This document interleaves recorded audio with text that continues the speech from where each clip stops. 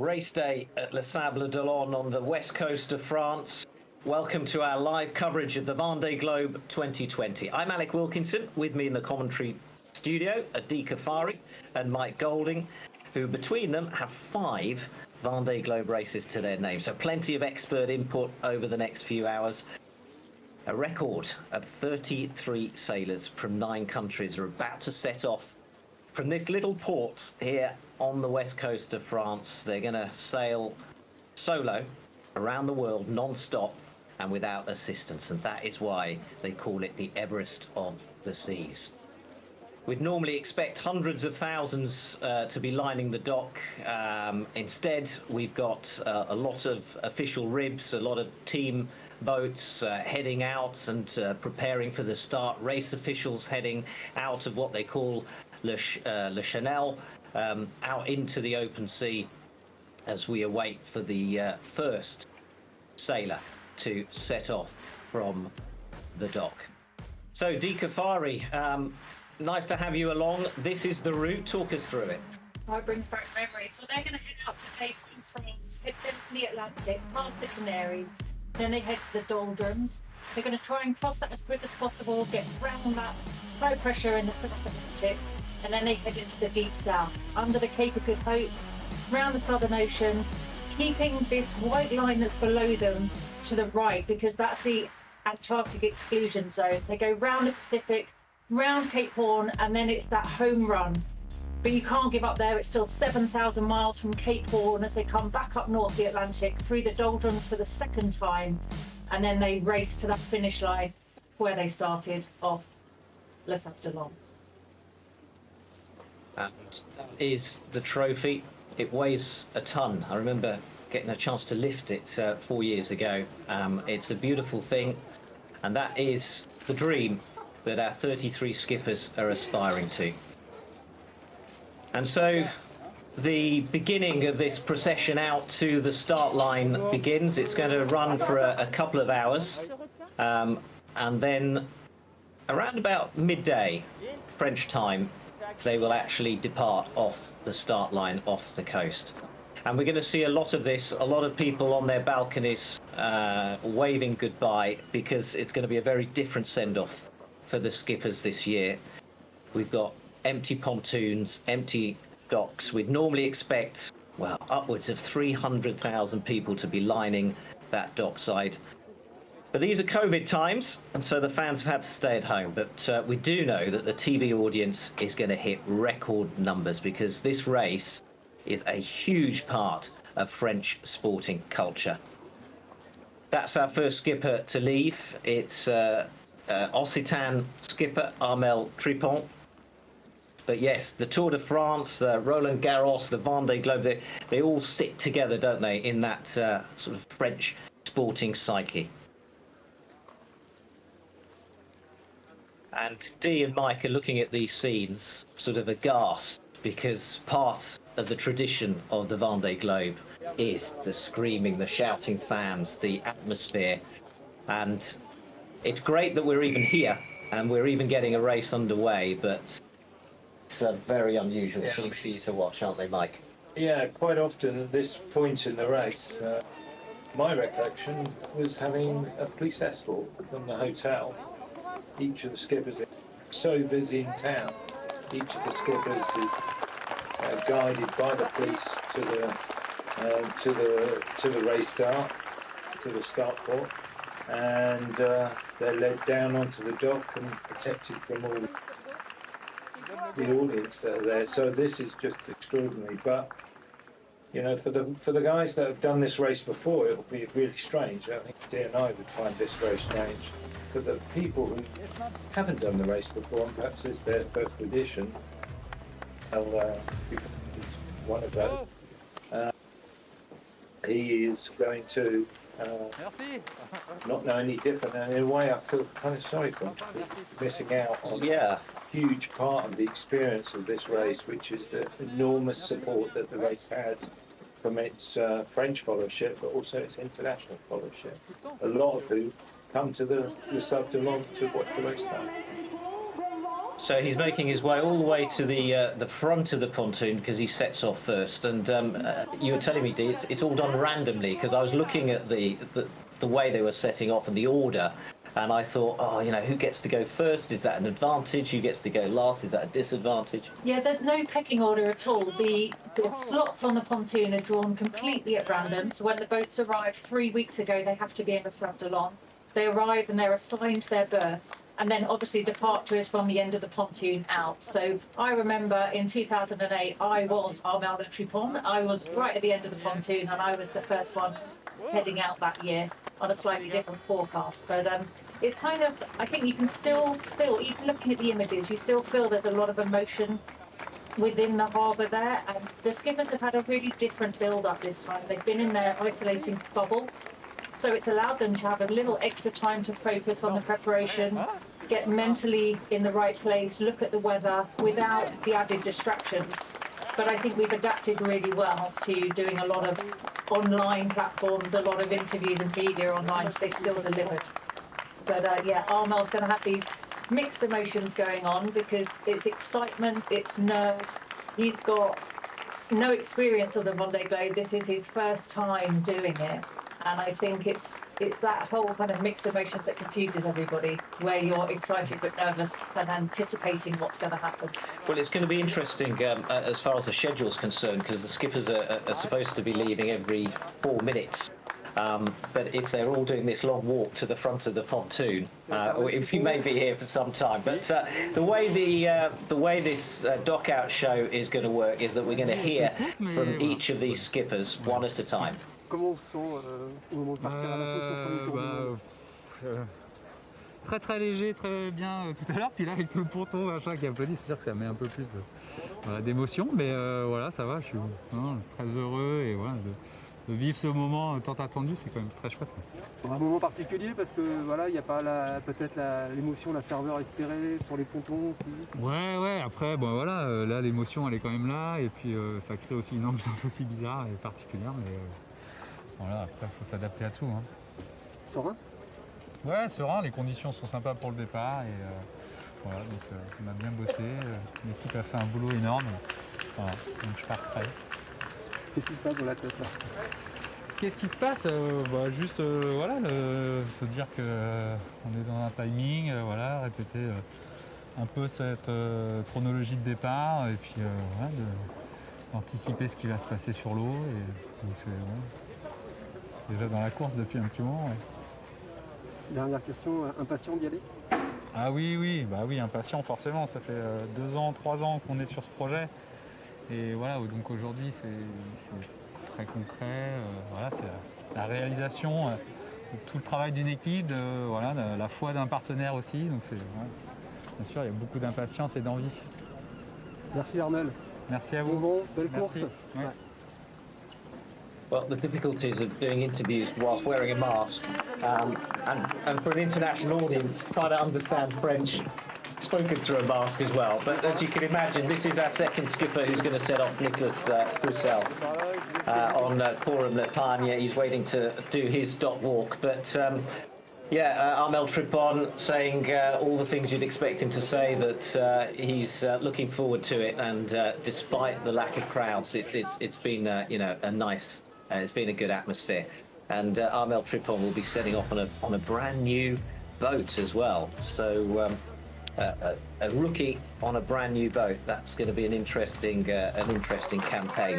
And Nicolas Troussel, he sets off to his boat, Coram Le Pagne, also a brand new boat. I think at this point we can explain that we've got almost sort of 3 fleets and different generations of boats. That's interesting that these first 2 boats taking of Occitan en Provence and Coram Le Pagne of Nicolas Troussel, they're both brand new boats built and designed and built this year, so they haven't actually had that much time on the water to work on the reliability. Coram was probably one of the last boats launched for land sailing, so they've had to work really hard, but he has fast-tracked his learning with some key people in his team out in the water with him, working with Seb Joss and Nicholas Lumben, so former skippers and navigators from around the world races. but they've been played, Occitan's been played with some reliability issues. They've had to retire from the Arctic Vendée race where he had some delamination. So they've really kind of worked on areas, but haven't really exploited that full kind of reliability. And they're two different designers. Sam Manuel is doing Occitan, and he's got a very big bulbous bow. He's designed the minis and the Class 40s. And Armel comes from a multi-hull experience, so it's a really good combination, but he's never done a IMOCA 60 before that's gone around the world. And Nicholas Troussel with Forum is designed by Wang Kei. He likes to push the boundaries, but without the reliability in the miles, it's obviously kind of a bit of an unknown, I think. These are two of the fastest boats. Really quick and have great potential. And these are two new designers to this race, which adds an extra fish on of interest because the design game is quite dominated by French designers, BLP in particular. So Sam Manuel and 1K great additions to it. They both bring a unique design perspective. I think if we combine that with the sailors, if we look at previous winners, we always talk about the Mini and the Figure Eight being breeding grounds. Nicholas Troussel, two-time winner of the Figure Eight, so he knows what he's doing as a sailor, and if he can have the ability all the way around the world, it's definitely a boat to watch.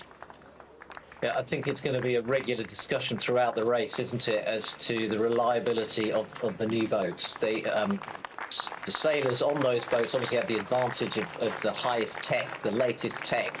But for example, Nicholas Troussel here, he's spent only 23 days at sea on this boat. And yes, he's worked at making it more comfortable and getting himself settled in, but that's not a long time to be testing a new machine, is it? Let's hear from him.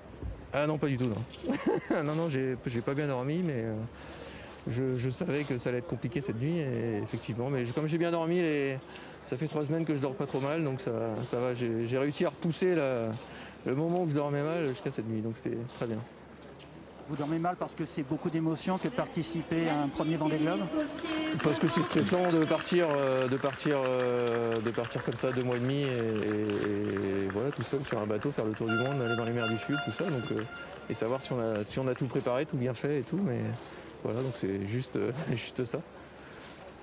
Cette arrivée sur le ponton, c'est inédit. Comment vous avez traversé comme ça les bateaux de part et d'autre?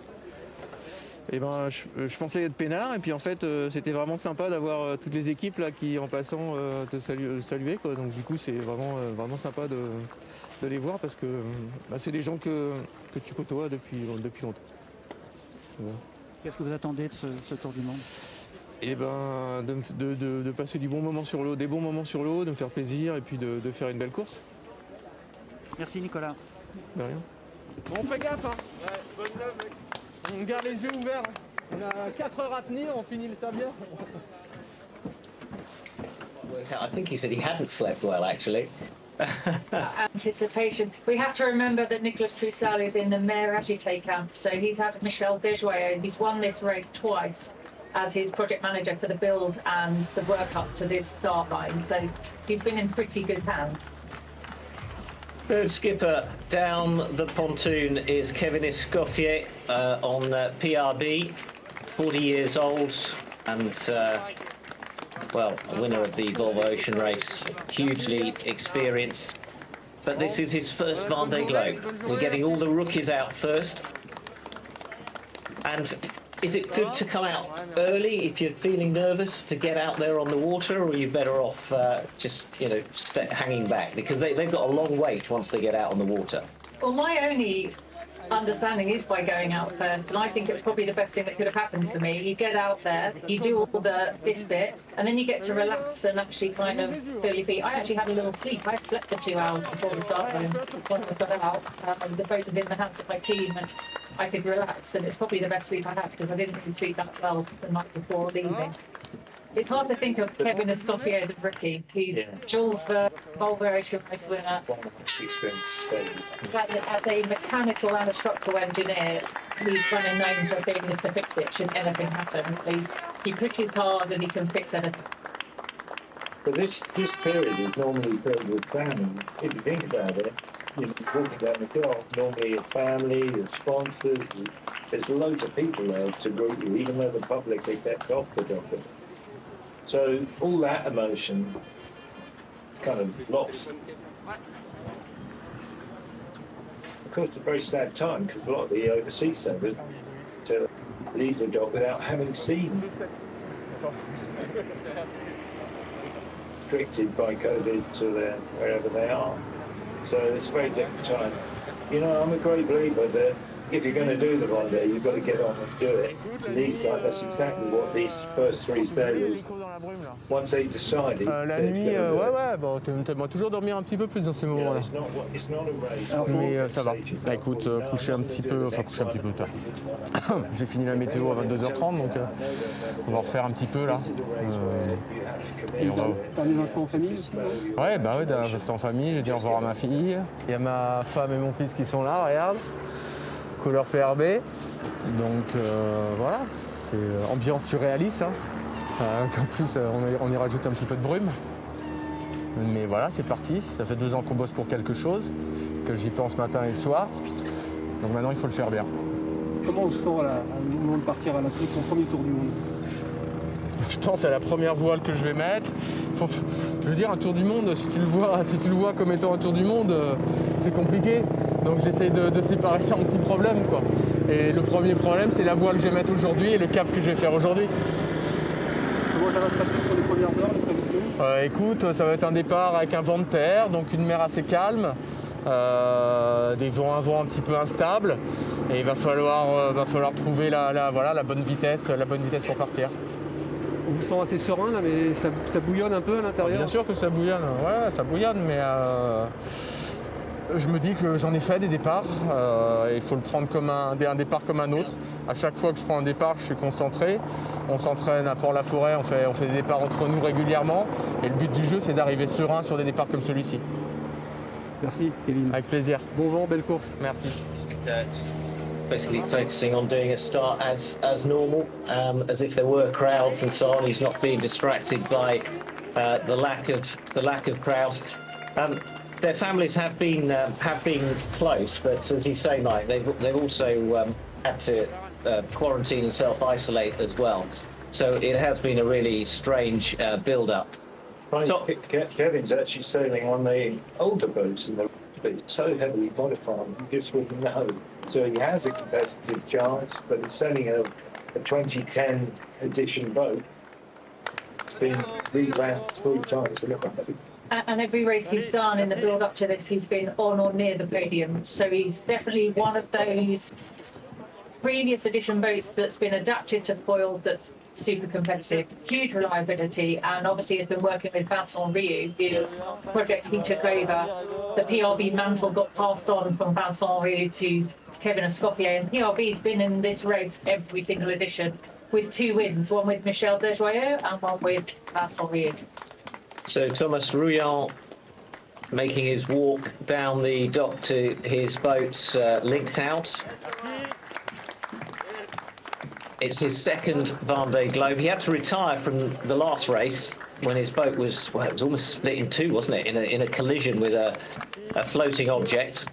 One of the regular hazards, unfortunately, these days of offshore sailing. But he'll have fire in his belly, won't he? Stoked by that misfortune.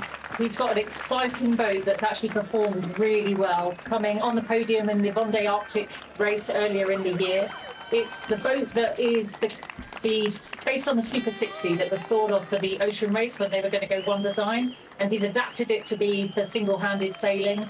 It looks fast, it looks good, and obviously he's got a battle now because he sadly had to stop his race last time, so he'll be all out to do a good job this time. Yeah, his boat nearly broke in half in the last race. Yeah, he was lucky to get it into He was very lucky to get it. So.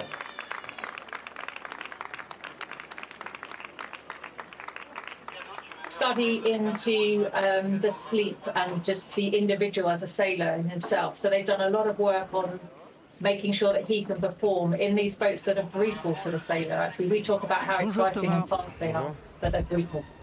Cette arrivée sur le ponton, elle n'est pas dénuée d'émotion? Non, évidemment, évidemment que non. On part sur un gros défi et voilà, on a quelques heures de prendre le départ d'un Vendée Globe, donc évidemment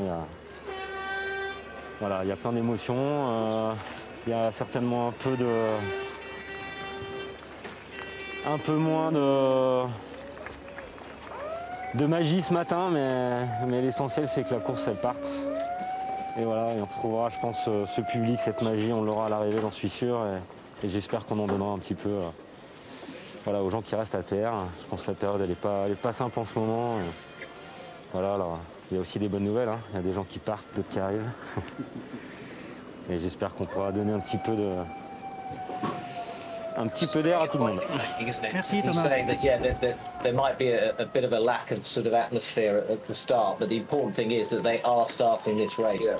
And you know, I said earlier how important the Vendée Globe is, where it sits in kind of the sporting psyche of France. And this is for sailing, not just for the French and not just for sport, but for sailing. Getting this race on the water is so important. And we're seeing an image of Occitan there, what it'll look like once it gets out of the dock.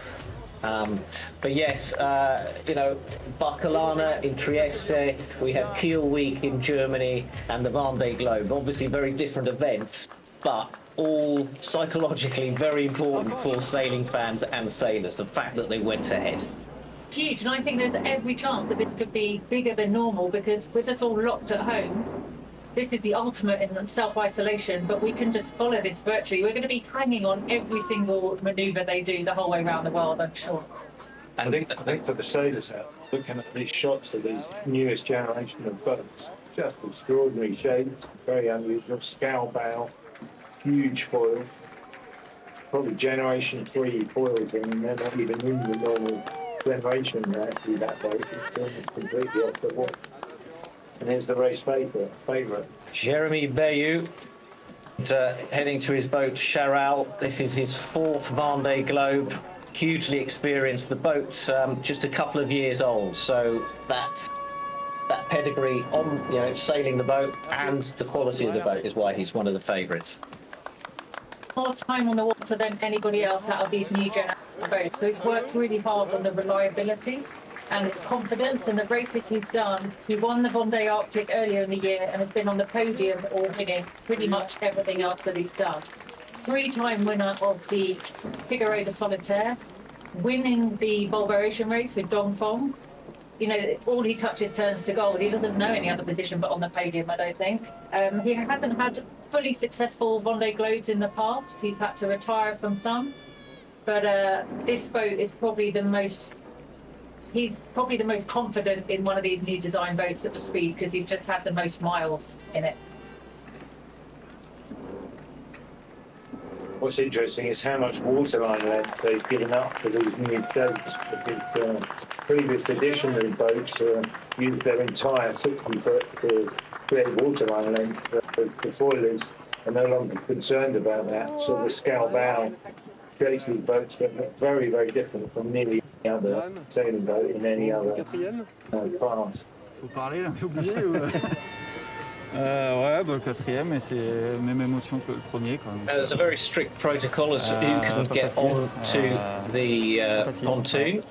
And obviously the media team are one of those. Let's see if we can hear what Bayou say. Voilà, c'est sympa, il y a toutes les équipes là, qui font un petit coucou, il n'y a que des visages que tu connais, que des gens qui ont travaillé pour préparer tous ces bateaux-là. Donc voilà, ça rend le truc peut-être encore plus spécial. Donc voilà, non, c'est jamais évident. Ouais. Comment tu te sens là à l'instant? Yeah, so là, un peu, Jeremy Bayou vraiment giving us his thoughts on the start, and we were just watching Armel Tripon, weren't we, heading out, and Mike exclaimed, "Wow, look at that! Yeah, it's so unusual." You know, that's it's nearly 3/4 of a mile of dock there as you're going out through the channel. Normally, it is absolutely jammed with people cheering and screaming. une fois qu'on screaming aura and quitté le ponton, ça ira mieux. slightly surreal to watch the boats going out in these circumstances. But fortunately, they've got a nice calm down. They're heading out to a nice gentle start. Jeremy's looking very chilled. Really. So I think we need to remember, last edition he was on the podium. He finished the 2 editions before that. He had to abandon both of them. So he's hoping to build on 3rd place, and he knows he's the race favourite. But he doesn't seem to be under any pressure from that. He seems pretty confident that they've done all they can. Well, this is Boris Herrmann, the first of the non-French skippers to take his place and to board his boat. We've got 9 nationalities competing in total. Great Britain, Spain, Japan, Switzerland, Australia, Finland, Italy and Germany are all represented in this year's race. And we're obviously going out to an international audience, so just if you're wondering where your skipper is coming out, I can give you some times. Right after Boris here, we're going to have Sam Davis of Great Britain. Alan Rurer of Switzerland will be out at about 8 a.m. GMT. I'll give you the times in GMT. Britain's Miranda Meron will be out just after 8 o'clock. Japan's Kojiro Shirahashi will be out around about 20 past 8. And Pip Hare of Great Britain, 9 or 8:35 GMT. Alex Thompson, one of the rock stars of the race, he'll be heading out at 10 to 9. Italy's Giancarlo Pedotta, will see him just after 9 o'clock GMT. And last out off the dock is the Finn, Ari Husala, at about 20 past 9 our time.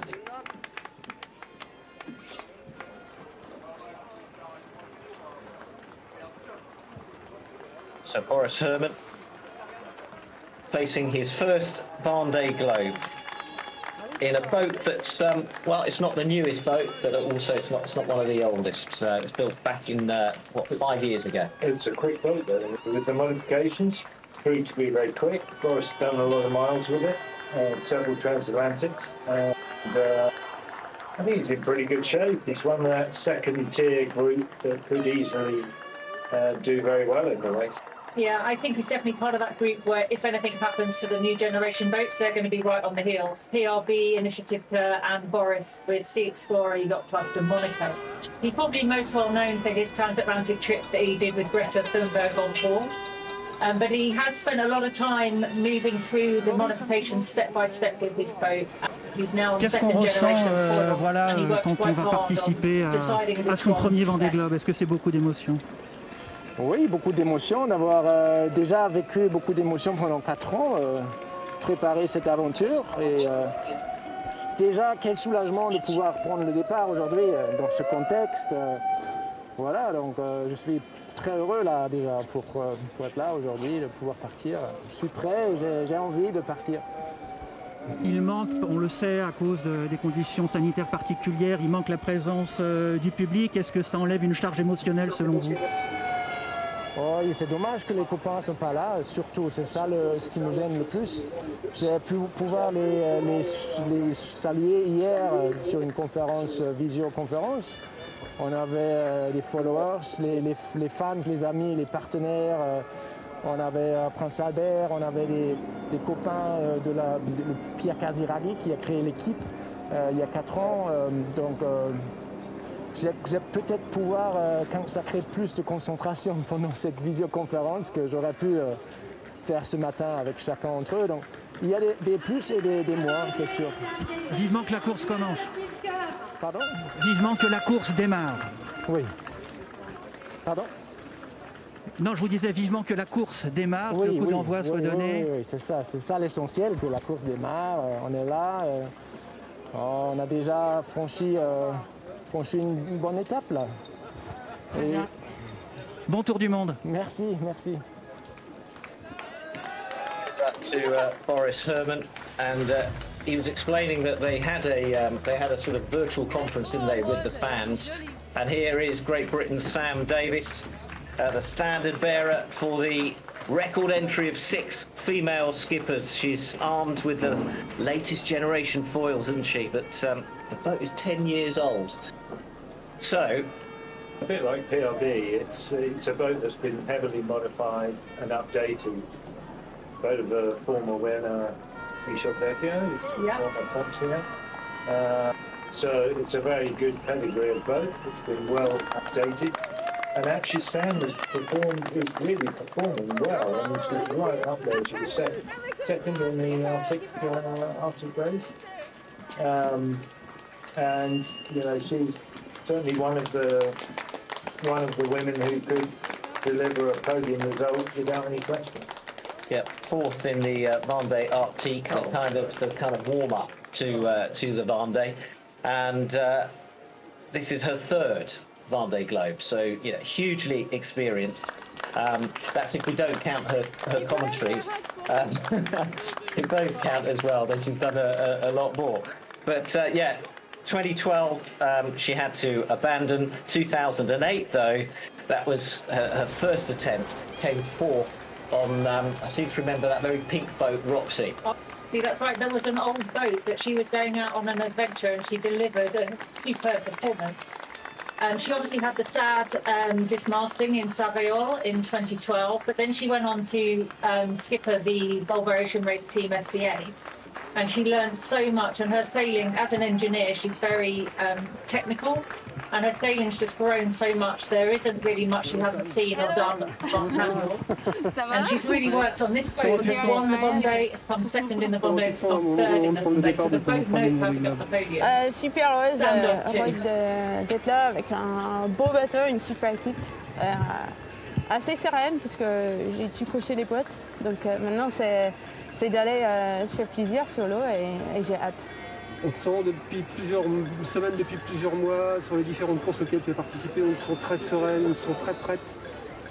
Ouais, je pense que c'est grâce au fait que j'ai eu ce bateau depuis longtemps, que je le connais bien, et j'ai une super équipe donc qui m'aide à apprendre comment maîtriser ce bateau, parce que c'est pas évident.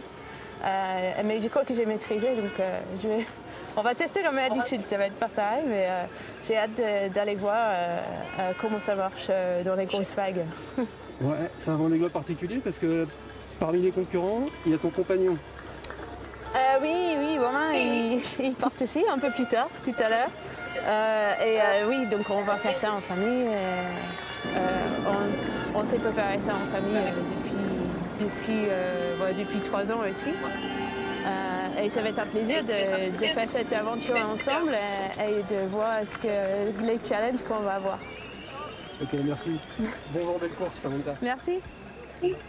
But kind of confirming what we said, that you know, she knows the boat inside out. She's got lots of experience on that boat, and ultimately that could make up for the slightly older, the fact that it's a slightly older boat. Definitely, she'll still be going regardless. She just wants one of the others to have an issue and she'll be on their heels straight away. And don't forget, she's got that motivation, because anybody that clicks on any of her social media means that her sponsors, Payline and Vinci Energies, will give €1 to the cardiac stuff that allows children where medical aid is permitted to have heart surgery. So she's driven by that. Oh no, someone's going to have to sanitize the whole box now. Yannick Verstuyven on Metra Coq. He's heading off towards his boat as the earlier skippers now travel up the Chanel.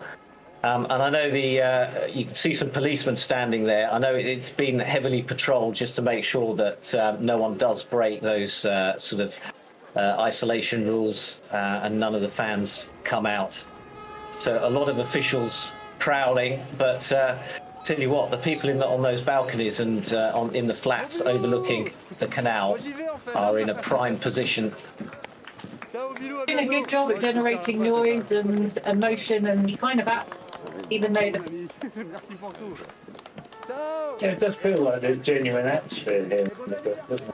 Just watching the images.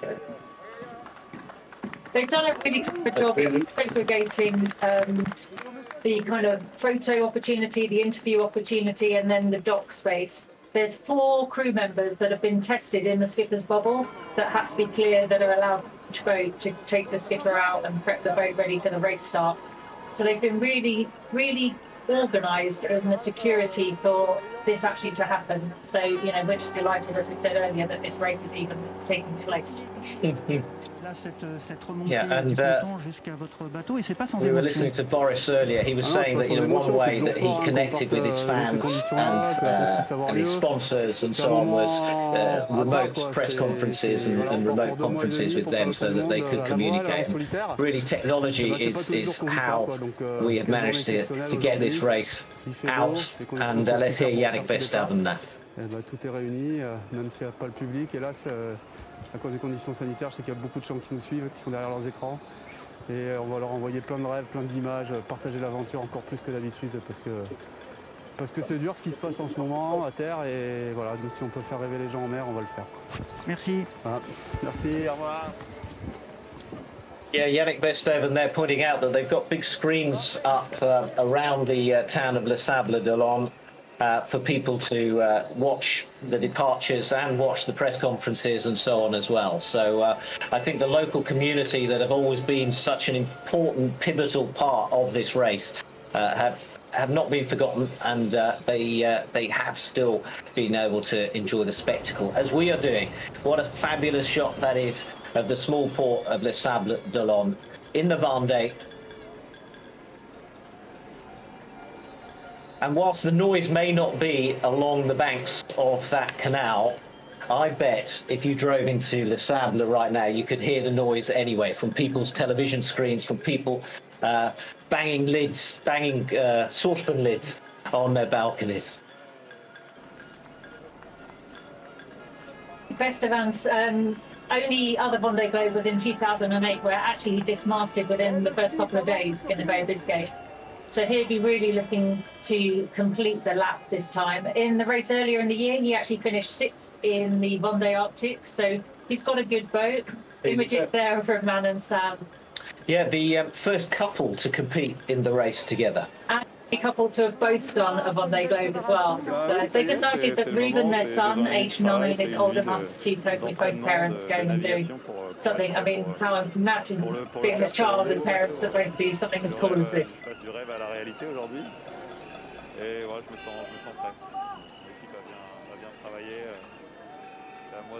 It's amazing. Yannick Verstappen is also, I mean, he's a very good sailor, but he's also another engineer. Awful lot of engineers involved in IMOCA, and the boats become more technical. You hear the word engineer many times. Yeah.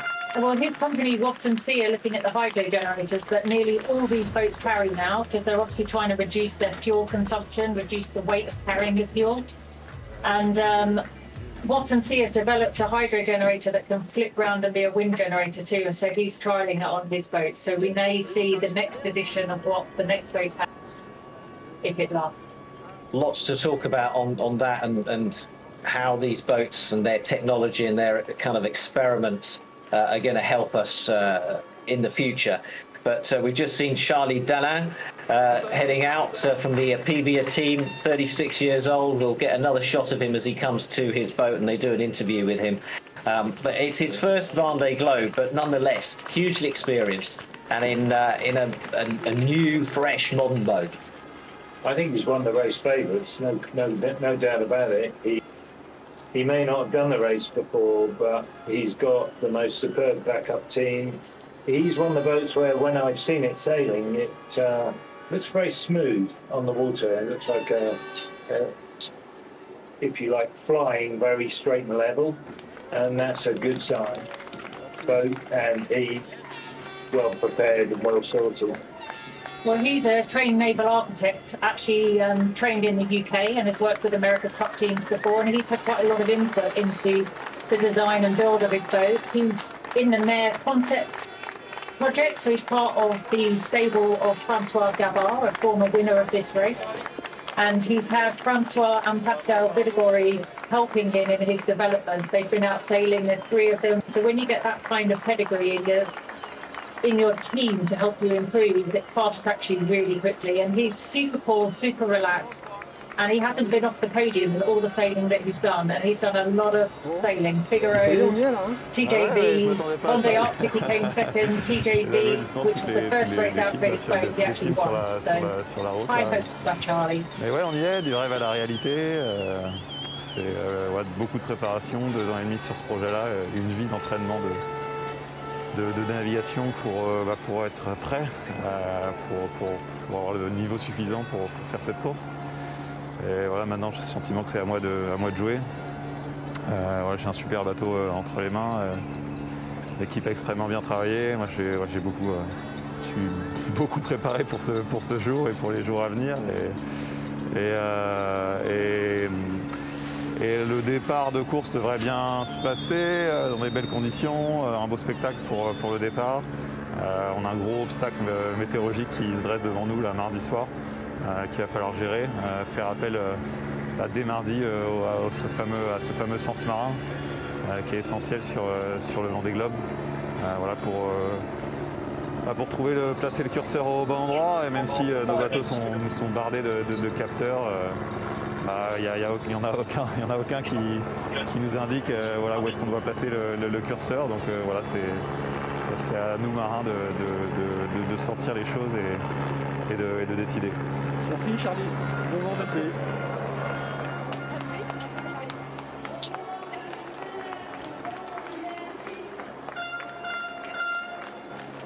Applause for Charlie Dallan as we see the second woman, Clarisse Creme, begin her walk down the dock. And earlier we're beginning to see, some of the families still on board the boats as they head up the canal. But Clarisse Creme taking part in her first Vendée Globe at the age of 30, and had a reasonable, 12th place finish in the warm-up in the Vendée Arctique. But does she have the experience, do you think, to go, to do this, to complete this race? She would seem to be very light on experience, but she's surrounded herself with some very, very talented people. She's got a great boat. Bank Populaire is not their first rodeo by any stretch of the imagination. And she is supported and trained by Armel Lepage, a former winner with Bank Populaire. So I think she's in a pretty good place. I mean, if you're wanting, if you wanted to look for one of the women that's going to potentially excel in this race and get on the podium, she's got all the materials there to do just that. But as you say, it's her first participation. It's a big mountain to climb, the Wonderful. But she's done a huge fast track since 2017, where she finished second in the Mini. She's just done this fast track with Armel. But to sail with Armel, be part of the Bangkok kind of stable, it's really cool. I love her, and I love the way she communicates. It reminds me of Sam, the way Sam genuinely loves things when je suis à la limite entre joyeuse, paniquée, contente, je sais pas trop, mais je suis là où je suis, donc c'est bien. Très bien, et bon tour du monde, Clarisse. Merci.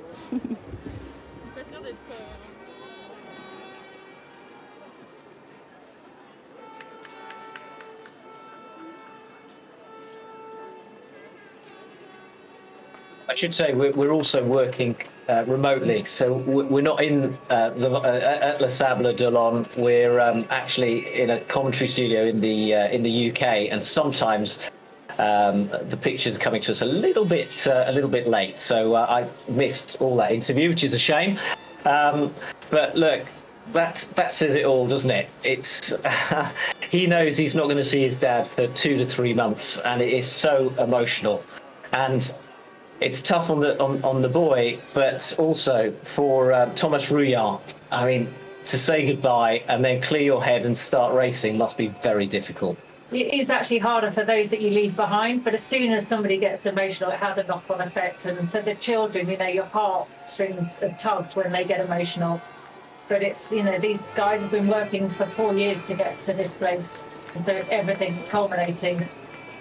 I'm sure Romain and Sam will be chatting along the way, so they're kind of going to feel quite close to each other. And it's an incentive for Romain to speed up and keep up with Sam. And every 4 years is the time when presumably the grandparents say, "Oh, here we go again. It's another Vendée Globe. Let's bring the grandchildren in for 3 months." Fair winds to all is the message from that window as Thomas Rouillard looks out and is now, well, he said goodbye to his son. And there is a protocol for when the families have to get off the boat and when the technicians get off the boat, but the technicians and the engineers are with them, aren't they, till almost the start. Under 18 minutes, all the media boats have to clear out, and then there's the 8-minute gun, and by the 4-minute gun, all the team have to be off the boat, and the sailors then left on his own, ready for the start. So intent are they on keeping the boats COVID secure?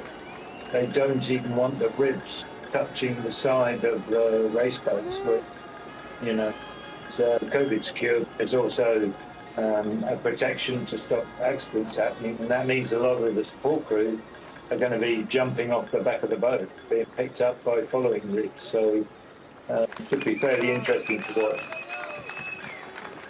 And they've got a nice calm day to do that. They have.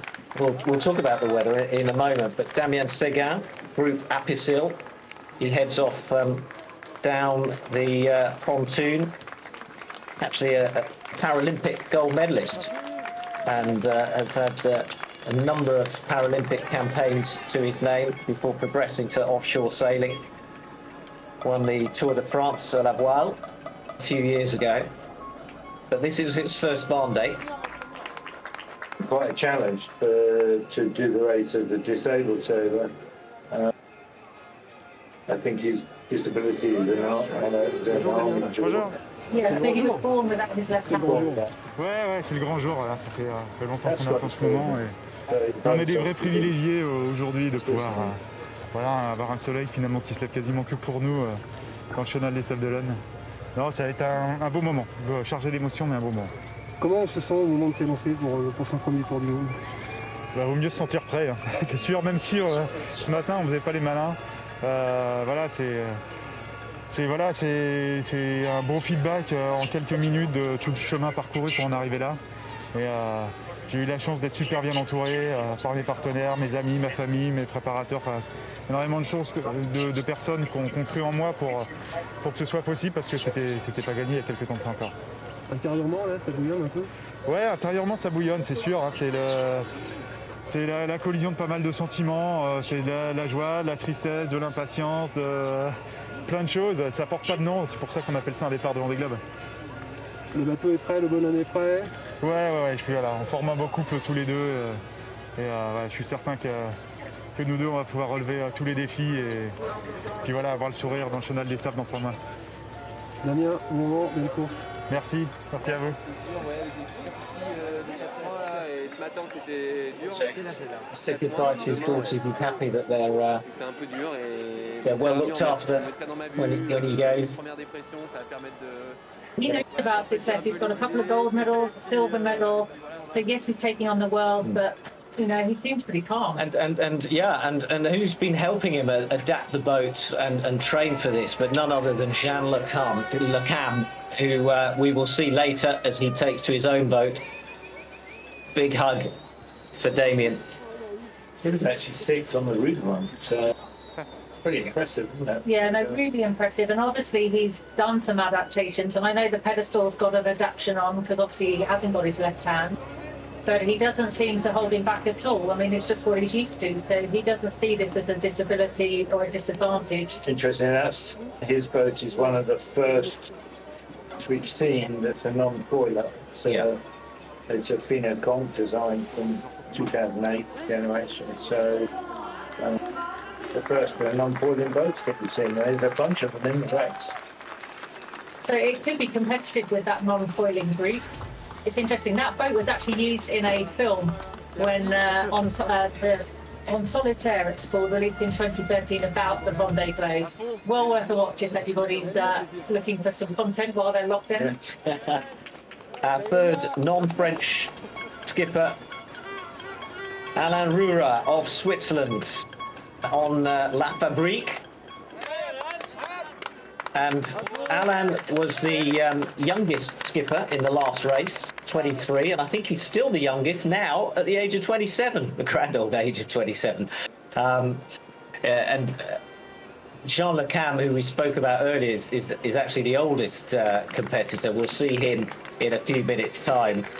But Alan Roure, at least he knows what he's heading into. I think if you're a rookie, you've never done it before, Mike, it must be the sense of the unknown, of not knowing what to expect, of what's coming.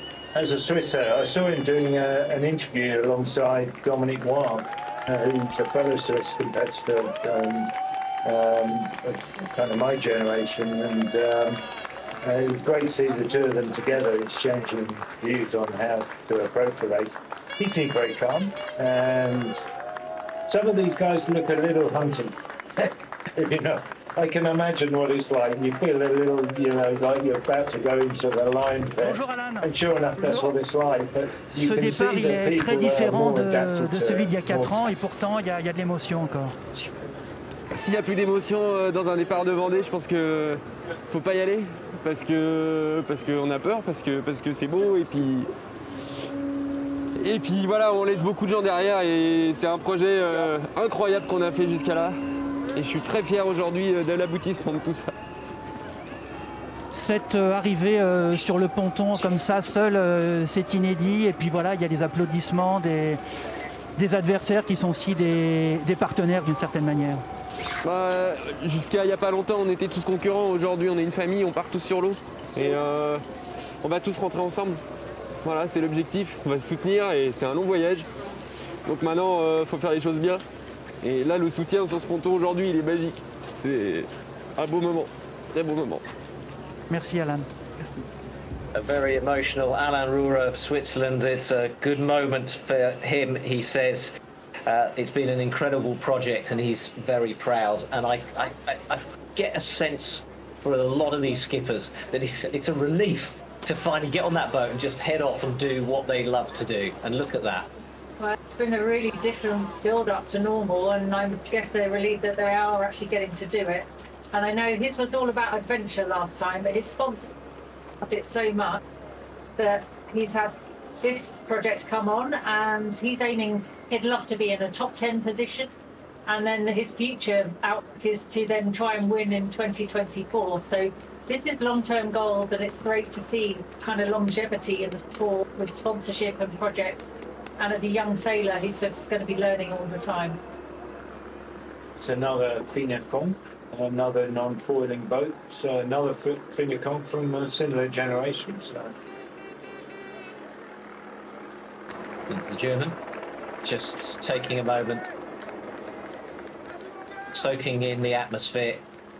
And so many of these skippers, the rookies, have dreamt of this moment. Have dreamt of heading up that canal. They saw these pictures as kids, and they dreamt of doing it themselves. Alan Roure, who we just saw, was one of those, and you saw how emotional he was.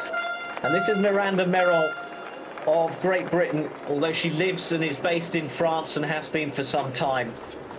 She'll be sailing Campagne de France. 51 years old. So we've had the youngest skipper and one of the oldest skippers in the race now following him onto the pontoon as Alan Roure says his final farewells.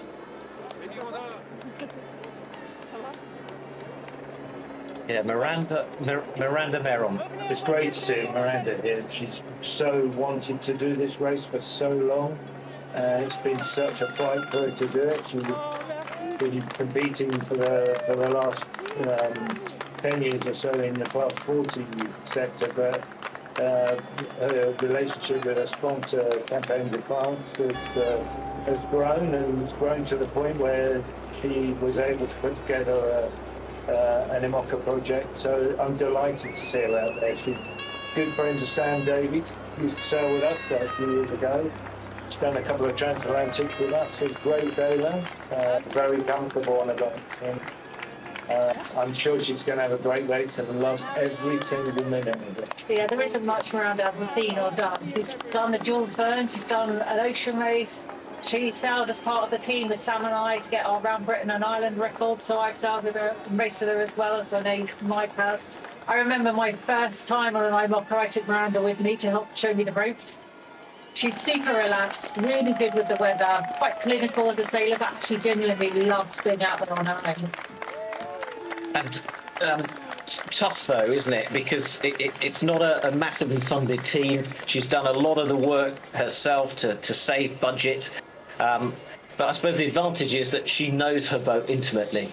And it's a boat that she might need to know intimately because it might need fixing. It's already done the Vendée Globe twice. That's right, Dominic Boyle, and then again with Rich Wilson. And I know Rich Wilson came down to see Miranda and go through the modifications she's done on the boat. But her partner, Howard, has his own yard and they've done all the work together. And she said, I spoke to her last week, she said she's super tired and just ready to go. But they've done it really tight with a lot of volunteers and it was really lovely news to see an actress say that she'd just taken on a watch sponsor with Delmer in Switzerland. Ça a été très serein, la préparation a été sereine à la maison ces derniers jours. Et puis il fait beau, voilà, je vous dirai après. Aujourd'hui, c'est un départ de ponton vraiment particulier par rapport aux autres éditions. C'est spécial, non? C'est sympa d'un côté, c'est moins émotionnel. Donc c'est plus facile. Moi, de toute façon, je ne suis pas sûr que je me rends compte que je pars dans quelques heures sur une course autour du monde en solitaire. Donc déjà, il y a ça. Et puis, mais de l'autre côté, je trouve que c'est pas vraiment sympa de renfermer les sablés chez eux. Et j'espère que pour les arrivées des bateaux, que ça sera autrement. Ok, voilà. Merci beaucoup. Bon vent, belle course. Merci. Merci beaucoup, je vous souhaite très bon courage à terre. So we've seen 3 of the female skippers now set off. We've seen Sam Davis, Miranda Merrill and Clarisse Crémier. That's 6 female skippers in total, a record for one single Vendée Globe race, and it almost matches the total number of women who have ever competed in the Vendée Globe. I think that's a really huge step forwards, and I think if you think about 2020 as a year, we could be quite bleak, especially with the pandemic crisis we've had. But that's something to really celebrate in our sport, that we've got 6 really good sailors in this level as inspirational role models for future sailors to look up to, and I think it's exciting. Well, here's a man who's been a role model for many years, and he's just about to start his 4th Vendée Globe at the age of 48, Arnaud Boissier. So much to talk about. I mean, he's got so much experience. 7th in the 2008 Vendée Globe, 8th in 2012, 10th in 2016. So he's always challenged. He's always been in the top 10. Do you think we could see him, Mike? Do you think we could see him finally go and win it? I think everyone knows Arnaud is Calais. He's a lovely guy. Communicates really beautifully, which is what ingratiates himself with his sponsors who've stuck with him over the years. I think he's more of a steady Eddie than a front of fleet flyer, but he's got a great boat. I have to say that boat's quite special.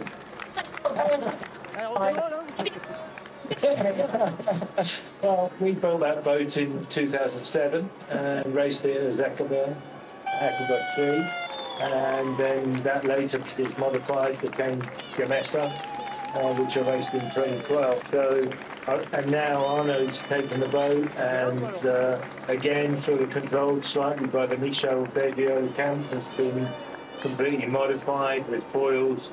They've taken a lot of the good innovations that we put on the boat, they've taken them off. Well, what's that hit you like? Well, that tells me they're wrong. Entre skippers, entre les équipes, entre l'organisation. Et en même temps, c'est très émouvant cette arrivée sur le ponton. Ouais, c'est super émouvant parce qu'on part pour un tour du monde. C'est bien orchestré, c'est sympa, c'est ultra intense partir pour un tour du monde, c'est un sacré privilège. On voit les copains qui ont travaillé sur d'autres bateaux, on voit voilà, les partenaires qui étaient là pour me saluer ce matin, ça fait ultra plaisir. On sait qu'on compare pour un truc un peu pas ordinaire quoi. Mais pourtant c'est tellement simple, juste faire le tour du monde à la voile en solitaire, c'est simple à dire et tellement dur à faire que oui forcément il y a de la tension, de l'émotion, mais il y a surtout une grande joie. Enfin moi personnellement je trouve que C'est une chance extraordinaire, je suis hyper heureux de partir, je suis hyper heureux d'avoir abouti à ce projet-là. Maintenant, le plus dur reste à faire et je vais m'efforcer de bien le faire.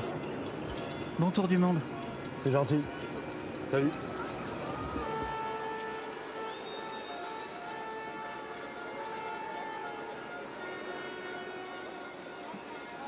So very emotional Calais as well, doing his interview.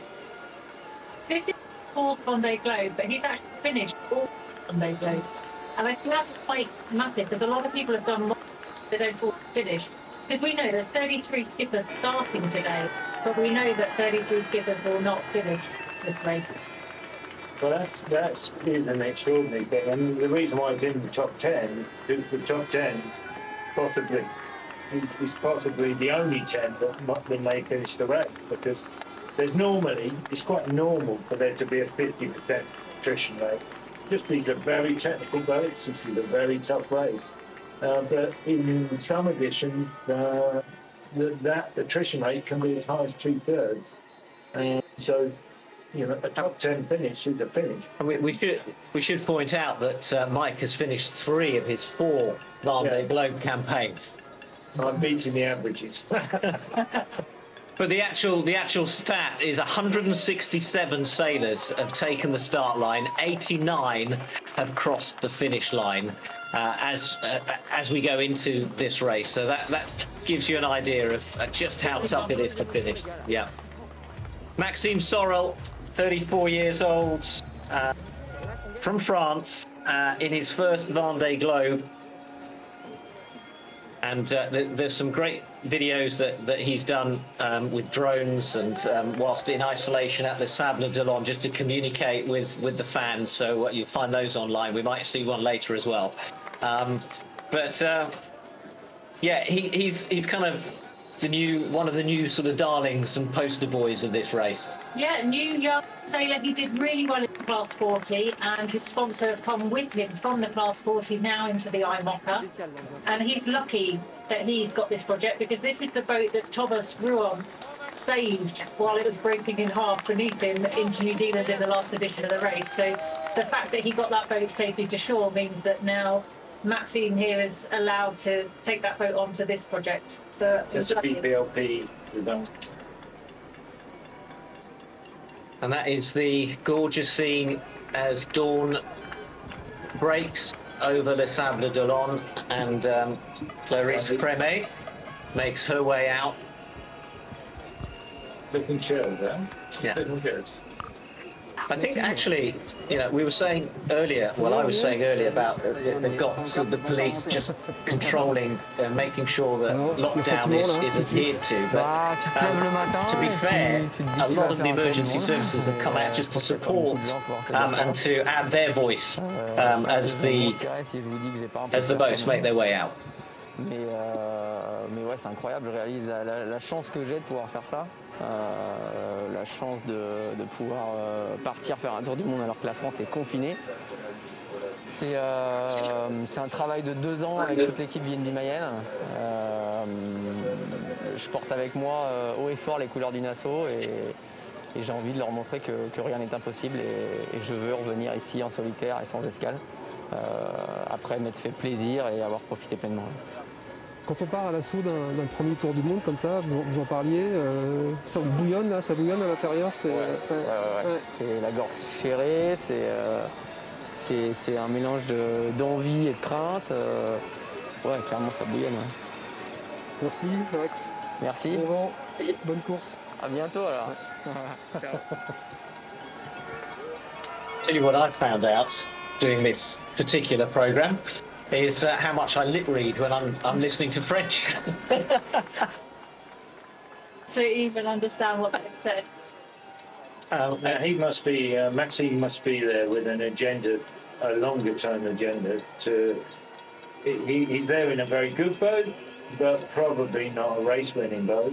And I think there's a hint of an agenda about a longer term mission here for him to potentially come back and with a winning campaign. Yeah, I think he is one of the guys that could well be that. I think you're right, and he's doing it the right way. Go around the world, get experience of what it.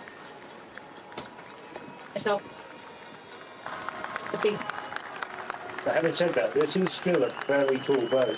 I know it broke on the last edition, but I know it is said that it hit something.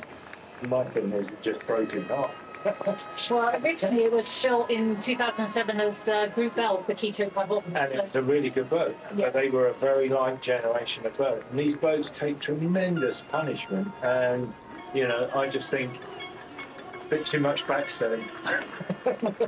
I mean, it just snaps it off. But, you know, I mean, it's not surprising, but that those sort of things happen. They're trying to minimise weight down to the last moment. These boats are under enormous stress, and as they go progressively faster, the strain and stresses on the boat get ever greater. And these spoilers, the reason why this edition, we were talking about attrition, I think this edition, you know, in a way, I'm kind of expecting there to be a higher attrition rate than the foiling boats, but I hope I'm wrong, but it would be great to see them. Benjamin Dutroux of Omia Water Family. That's the boat he'll be competing on. Makes his way down the pontoon. Trying to make out what he's got in his hand. Well, yes. So that is a symbol of the work and the charity that he is trying to promote. Hence, Water Family. It's all about providing clean water around the world, but also raising awareness amongst kids, you know, protecting water, protecting their health, and therefore protecting the planet as well. And the interesting thing is about this race is that every boat in this race has a sort of campaign, isn't it? That it's trying to promote something, it's trying to do some good. J'ai la gorge bien serrée. Voilà, c'est incroyable de voir toute mon équipe ici. Voilà. Ils ont été assez incroyables. Donc voilà. Est-ce qu'il y a un surcroît d'émotion parce que vous êtes un des régionaux de l'étape, on va dire? Je dirais pas ça. Je pense qu'il y a un surcroît d'émotion pour tout le monde qui est au départ d'ici. C'est plutôt voilà, de voir tout ce travail qui a été fait avec, avec toute mon équipe, mes parents, toute l'équipe, les sponsors, toutes les difficultés qu'on a eues pour être ici au départ. Voilà, maintenant, il faut que j'arrive à faire passer les émotions parce que on n'a pas fini, de remplir les étapes. Il reste des cases à cocher et il faut qu'on soit à l'arrivée maintenant. Donc voilà. Et juste, je dis merci. Voilà. Eh ben, bon départ déjà. Merci. So emotional as well. He says it's incredible to be here, and incredible to have overcome the difficulties getting to the start, and that's a reference to how late he found sponsors. Even his confirmation of entry was late, and that's what I was talking about earlier, Dee. It must be for a lot of these skippers, it just must be a relief that they can put the paperwork away, they can stop worrying about the bank statements. They've got their boat, they're getting on their boat, and finally they're heading out to sea. Well, we always say the toughest part of the race is getting to the start line. After that, it's the chance to enjoy it. And never more so when sponsors, you know, these projects are all-consuming. They cost a lot of money, and it requires a lot of resources to make happen. And for Benjamin there, it came really late. So it was that unknown as well that adds a lot of stress. And then you get frustrated that you've missed time in preparation and planning and checking everything. So I think that emotion just all comes out, and he's, as you say, relieved to get to the start line and actually be doing it. Charlie Dallan soaking up the atmosphere there. There are his supporters in their yellow woolly hats. And this is Kojiro Shiraishi of Japan.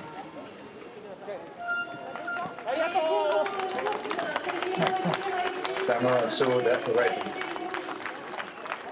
Fantastic, bringing a bit of oriental charm to the very cold dockside in Les Sables d'Olonne. 53 years old and heading into his second Vendée Globe. He didn't get round the first time. I remember we saw him off, we commentated his departure last time, but he didn't quite make it round. As a milestone participation, being the first Asian to sail in the Vendée Globe, so it's lovely to see him back this year. His boat's actually the sister ship to Charal, so he's got quite a beast to tame, and he hasn't done that much mileage in his boat, so he's probably going to feel a bit frustrated of the lack of preparation, I would say. Yep, the first and only Asian sailor to compete in the Vendée Globe. It's funny, London speaks 5 languages, Japanese being one, so it's been a good test for her to communicate with her, see if she can remember Japanese. He's a lovely guy, actually, a super guy. Someone sent us a little thing showing about how his hero was Yuko Tada. He phoned relentlessly in Japan, and eventually, I think he got sick and tired of receiving calls at the middle of the night. Picked up the phone at 4 o'clock in the morning. They got in touch, and he said he wanted to sail with him. He ended up following his dream, just like Nico. This is where he is now. C'est magnifique, il fait beau. Je me sens super bien, je suis serein. Comment ça se passe intérieurement? Est-ce qu'il est prêt? 内心どう思いますか？自分もう準備できてますか？もうね、ただここに戻ってきたい、それだけです。Mais oui, bien sûr, prêt, mais vraiment j'ai une image que je dois finir ce Vendée Globe et c'est vraiment la seule image que j'ai en tête. Donc cette année tout a été fait pour ça, un nouveau bateau. このためにこのフィニッシュのために船は準備されてきましたけど。もうすべてはフィニッシュのためです。またここに帰ってきたい。Oui, bien sûr, bien sûr, bien sûr. On a un bateau, un beau bateau et c'est vraiment pour finir. Bon vent, belle course, Kojiro. Merci. 皆さんどうもありがとうございます。また帰ってきます。はい、ありがとう。Merci. So Kojiro's target is to finish, and he thinks he's got a good enough boat to do that. I think his focus is on 2024. He's got these sponsors who have said that they're in it for the long term, and that must be the opposite of what we were saying earlier, you know, where you're stressed because you're trying to get a budget together and you're trying to get sponsors together. Well, this allows him to focus on his sailing and focus on the campaign. And we've seen the difference. So Charal, Jeremy Bayou, had his campaign almost signed from when he came back from the last edition of the race. So to have confidence and know that you've got that time period to plan is great. I thought they had to draw blood once they drew their swords. Not the best way to start a race with an injury.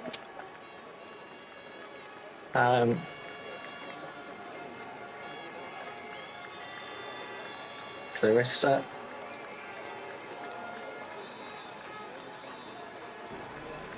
Big smile. And yeah, so we've seen the rising sun off the west coast of France. What are the conditions like that we're expecting? Well, they're super lucky today. I mean, it's a shame there aren't the 50 spectator boats that were planned for, because the conditions are perfect. Really flat water. As you say, a dry, sunny day.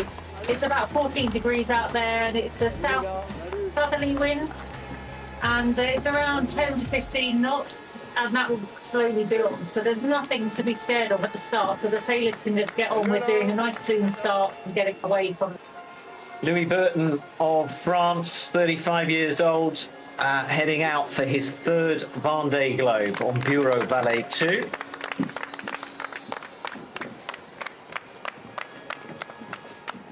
And that's Damien Seguin in the Apicil boat.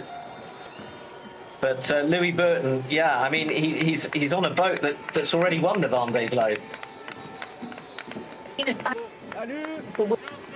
C'est collé ou pas?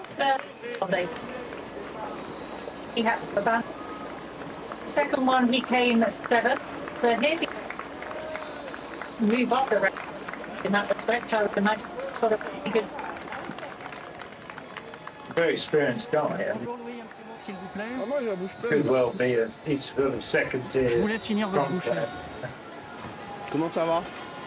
Très bien, Well, Yvon. we're halfway through the fleet now, as we catch a C'est word votre with troisième Louis. tour du monde, Louis, et j'ai l'impression que ce départ, il ne ressemble à aucun de ceux que vous avez vécu jusqu'à maintenant. C'est vrai que d'habitude il pleut. Donc là c'est pas mal, il fait beau et c'est vrai qu'on ne va pas enfoncer une porte qui est déjà bien ouverte, mais c'est très particulier de partir sans tout ce public et tout, mais on sait qu'il y a beaucoup de monde devant les télés et on a déjà beaucoup de chance de pouvoir partir. Là, de part et d'autre du ponton, il y a des bateaux, il y a des concurrents et il y a des adversaires et j'ai l'impression que vous formez quand même une famille d'une certaine manière.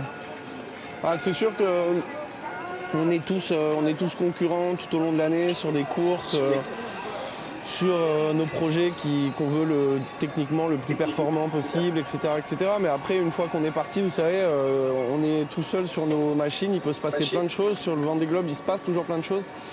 Et donc, on a toujours envie d'être devant et d'aller plus vite que les autres, mais en même temps, on est bien content d'être un petit groupe, ou en tout cas cette famille, comme vous dites, à l'assaut du monde, du globe, parce qu'il y a plein d'endroits autour de la planète. Si on a un problème, nos meilleurs alliés, c'est les petits copains et les concurrents. Donc c'est sûr qu'on oublie, quand on part comme ça sur le ponton, on oublie un petit peu toutes ces concurrences et on pense tous les uns aux autres avec ce qu'on va affronter. Bonne journée. Merci, au revoir. Et bon tour du monde. Ciao, ciao. And that's a very good point. That no matter how much sort of technical work has gone into the boat, no matter how many great engineers and mechanics have worked on it, anything can happen as you go around the world. It's 26,500 miles in which anything can happen, and it's just about trying to be faster than the opposition. Yeah, I think Louis known to Servan and Skopje, so it's a bit of a generation of a bit of a family affair going on there.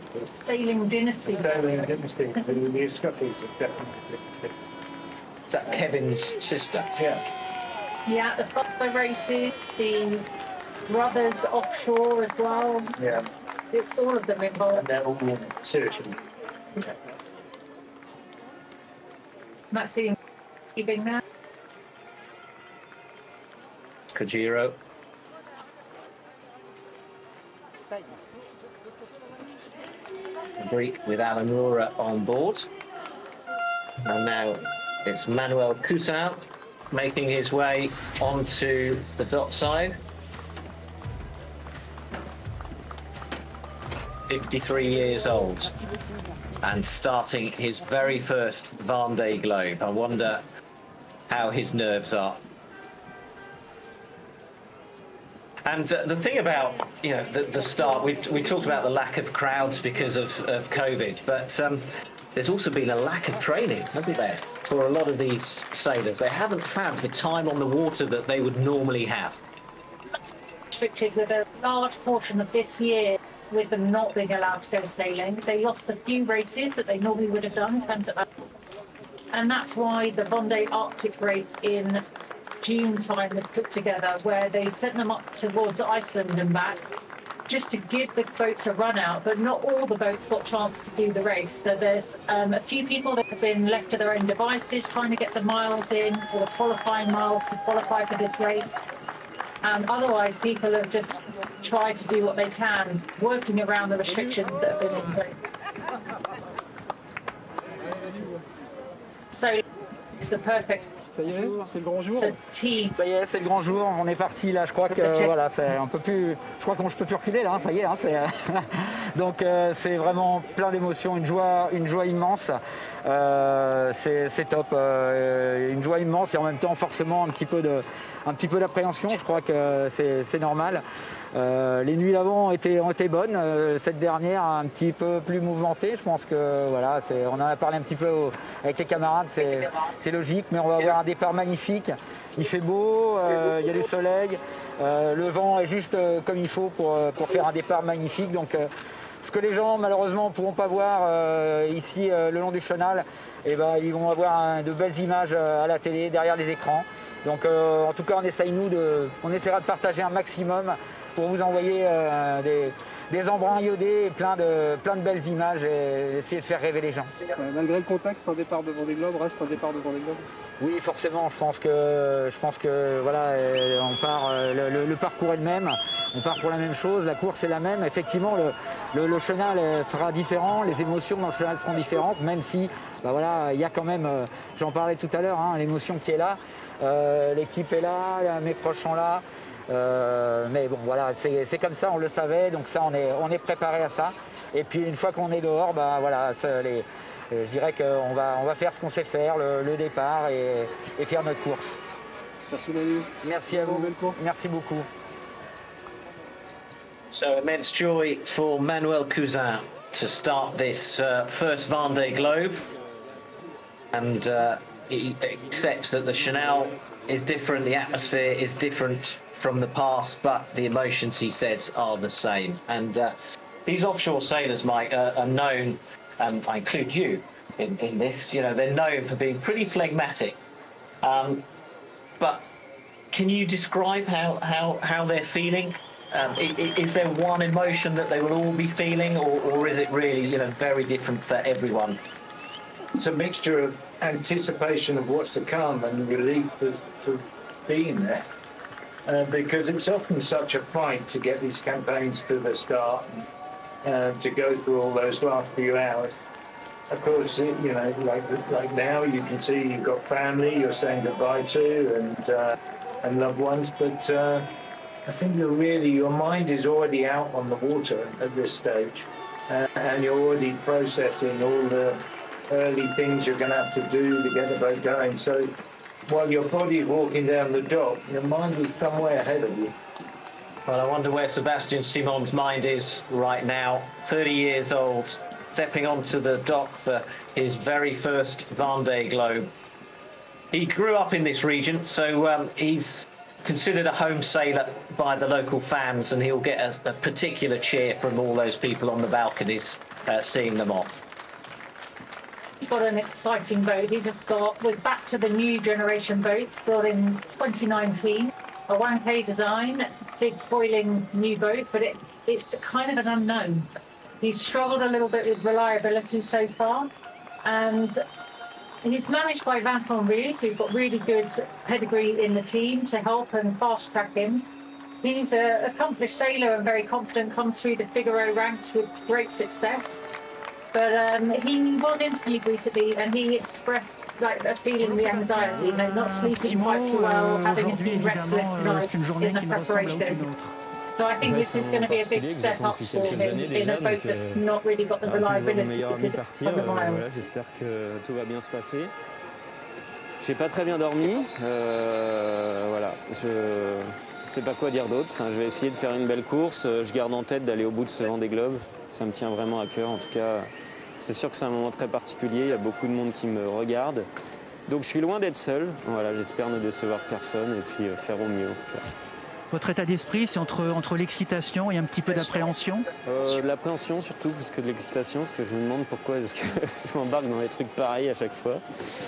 C'est pareil sur la solitaire, à chaque fois je me dis pourquoi se faire mal comme ça, et finalement je dois bien aimer ça, je ne sais pas pourquoi j'y vais sinon. Mais voilà, en tout cas, je suis sûr que l'arrivée d'une telle course, ça doit être un moment inoubliable, et voilà, le départ, en tout cas on a 24 heures qui vont être sublimes, on va pouvoir exploiter nos machines à 100%, et après il va falloir mettre sans doute un peu de calme à nos ardeurs, parce que la dépression de mardi va être bien sérieuse, malheureusement elle risque de faire du tri dans la flotte. En tout cas, je souhaite à tout le monde de traverser ce moment difficile et qu'on se retrouve tous dans les mers du Sud. Voilà. Ben, à bientôt à l'arrivée alors. Merci. He's going to push his machine 100%, but his overriding feeling is apprehension. He's on his third set of foils. He's been time he's been out, and he says under 20, but he hasn't really done much sailing in the bar. We know he's going to. So it'll be an interesting start for him, but his last delivery of foils actually arrived in Le Sable d'Olonne. So in that first week that the boats were in the village, he had his final foils come and be fitted. So there's a level of uncertainty for him, which is going to play. Yeah, it's completely one thing to depart on a day like this where the weather's completely pleasant, but and actually you'll be reasonably confident because you're going into the Atlantic. But when you then arrive in the south with something that's so untried, well, that's going to make you pretty nervous. You could see on Miranda Meron's face just how satisfied, you know, she was feeling. She was soaking up the atmosphere. This moment means so much for them. And that, for women. Yeah, that banner reflecting the number of women taking part. And here's one of them, Pip Hare of Great Britain. So a few weeks before she left the UK to go down, and the fact that her family couldn't travel to be with her at this time and share this with her, she was really upset about that before she'd even got the card. So there's going to be a lot of emotion with it, and she wears her heart on the sleeve, and she doesn't hide much. I caught up with her in January, actually, when the Vendée Globe did their international launch in London, and she was there to support that. And it was just interesting to hear all the, you know, what we were 10 months away from this start, and even then couldn't be sure that it was actually, you know, going to happen, and that the sponsors would come together and so on. So immense amount of pressure in the business sense on all these, on a lot of these skippers, and especially on Pip here, who heads off for her first Vendée Globe. What a remarkable moment it is for her in her 46 years. And this is like a lot. She put together hard to help her do it. She's doing a lot of it, and then this gave her the last injection of cash she needed to do the modification, and she's got the oldest boat in the fleet along with Alexia Barrier. I'm really, really happy. I know it doesn't look like it. And I'm really nervous. And I can't believe this day has arrived. I can't believe it. It's incredible. This is your first Vendée Globe, your first solo race around the world. Yeah. Big feeling? It's huge. I mean, in a way, I can't imagine what's ahead of me. And in a way, I can imagine every minute of it. And I just want to go out, and I want to find out whether this thing that I thought was going to be so amazing meets its expectations. But I think it's going to be better. Thank you, Pip. Pleasure. Good win, good race. Thank you. Thank you. And you know, us commentators talk about these sailors' dreams and how the Vendée Globe is their life dream, and really Pip Hare summing that up. Absolutely, she just wants to go out there and see if it is as amazing as she's always dreamt. That made me emotional. She communicates well, but having spoken to her just literally 2 weeks before she left the UK, she was emotional, and it was all building up, and I think it's that culmination of so much hard work, and she's done a lot of it herself. Yeah. She's got a good team around her, though. She sailed with Paul Larson, the fastest man on water, and he's done a lot to help with her confidence and her practicalities of sailing the boat, and she's had Jock Brown do the refit and preparation of the boat, who has worked, who's worked with Mike and myself on projects, so they've got a really good track record of the boats prepared really well to get around water. And let's face it, that boat knows its way around the world.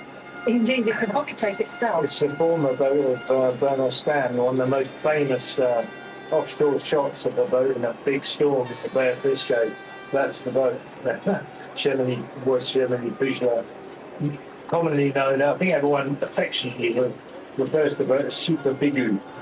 And even though my dad's name was the twice the boat Super Bigu, the last with mini sail Pip. They've done a lot of development.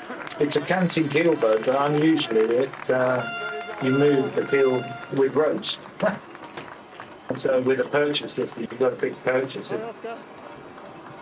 Very unusual. No hydraulics and no butt cushion. Very reliable. But hard work. But hard work. And she has fitted a pedestal in, which she didn't have before as well, so she tried to help herself. Here's Alex Thompson of Hugo Boss striding down to his boats, the black and pink boats that we've seen so much of and heard so much of, those of us who follow offshore sailing. And this is no less than his 5th Vendée Globe, and he is here to win it. We've talked about a lot of these skippers just being here to finish. Alex Thompson is never in it to finish. He is here to win it. Let's hear from him. Yeah, it's going to be an interesting start, I think. Great for the TV cameras. The wind should be light to begin with. It's going to build into a bit of a light patch, I think. Maybe about 6 o'clock this evening, and then it will build again. We'll pass the front, we'll tack, try and avoid a light area off Finisterre. Southerly wind will come, we'll tack again, go west.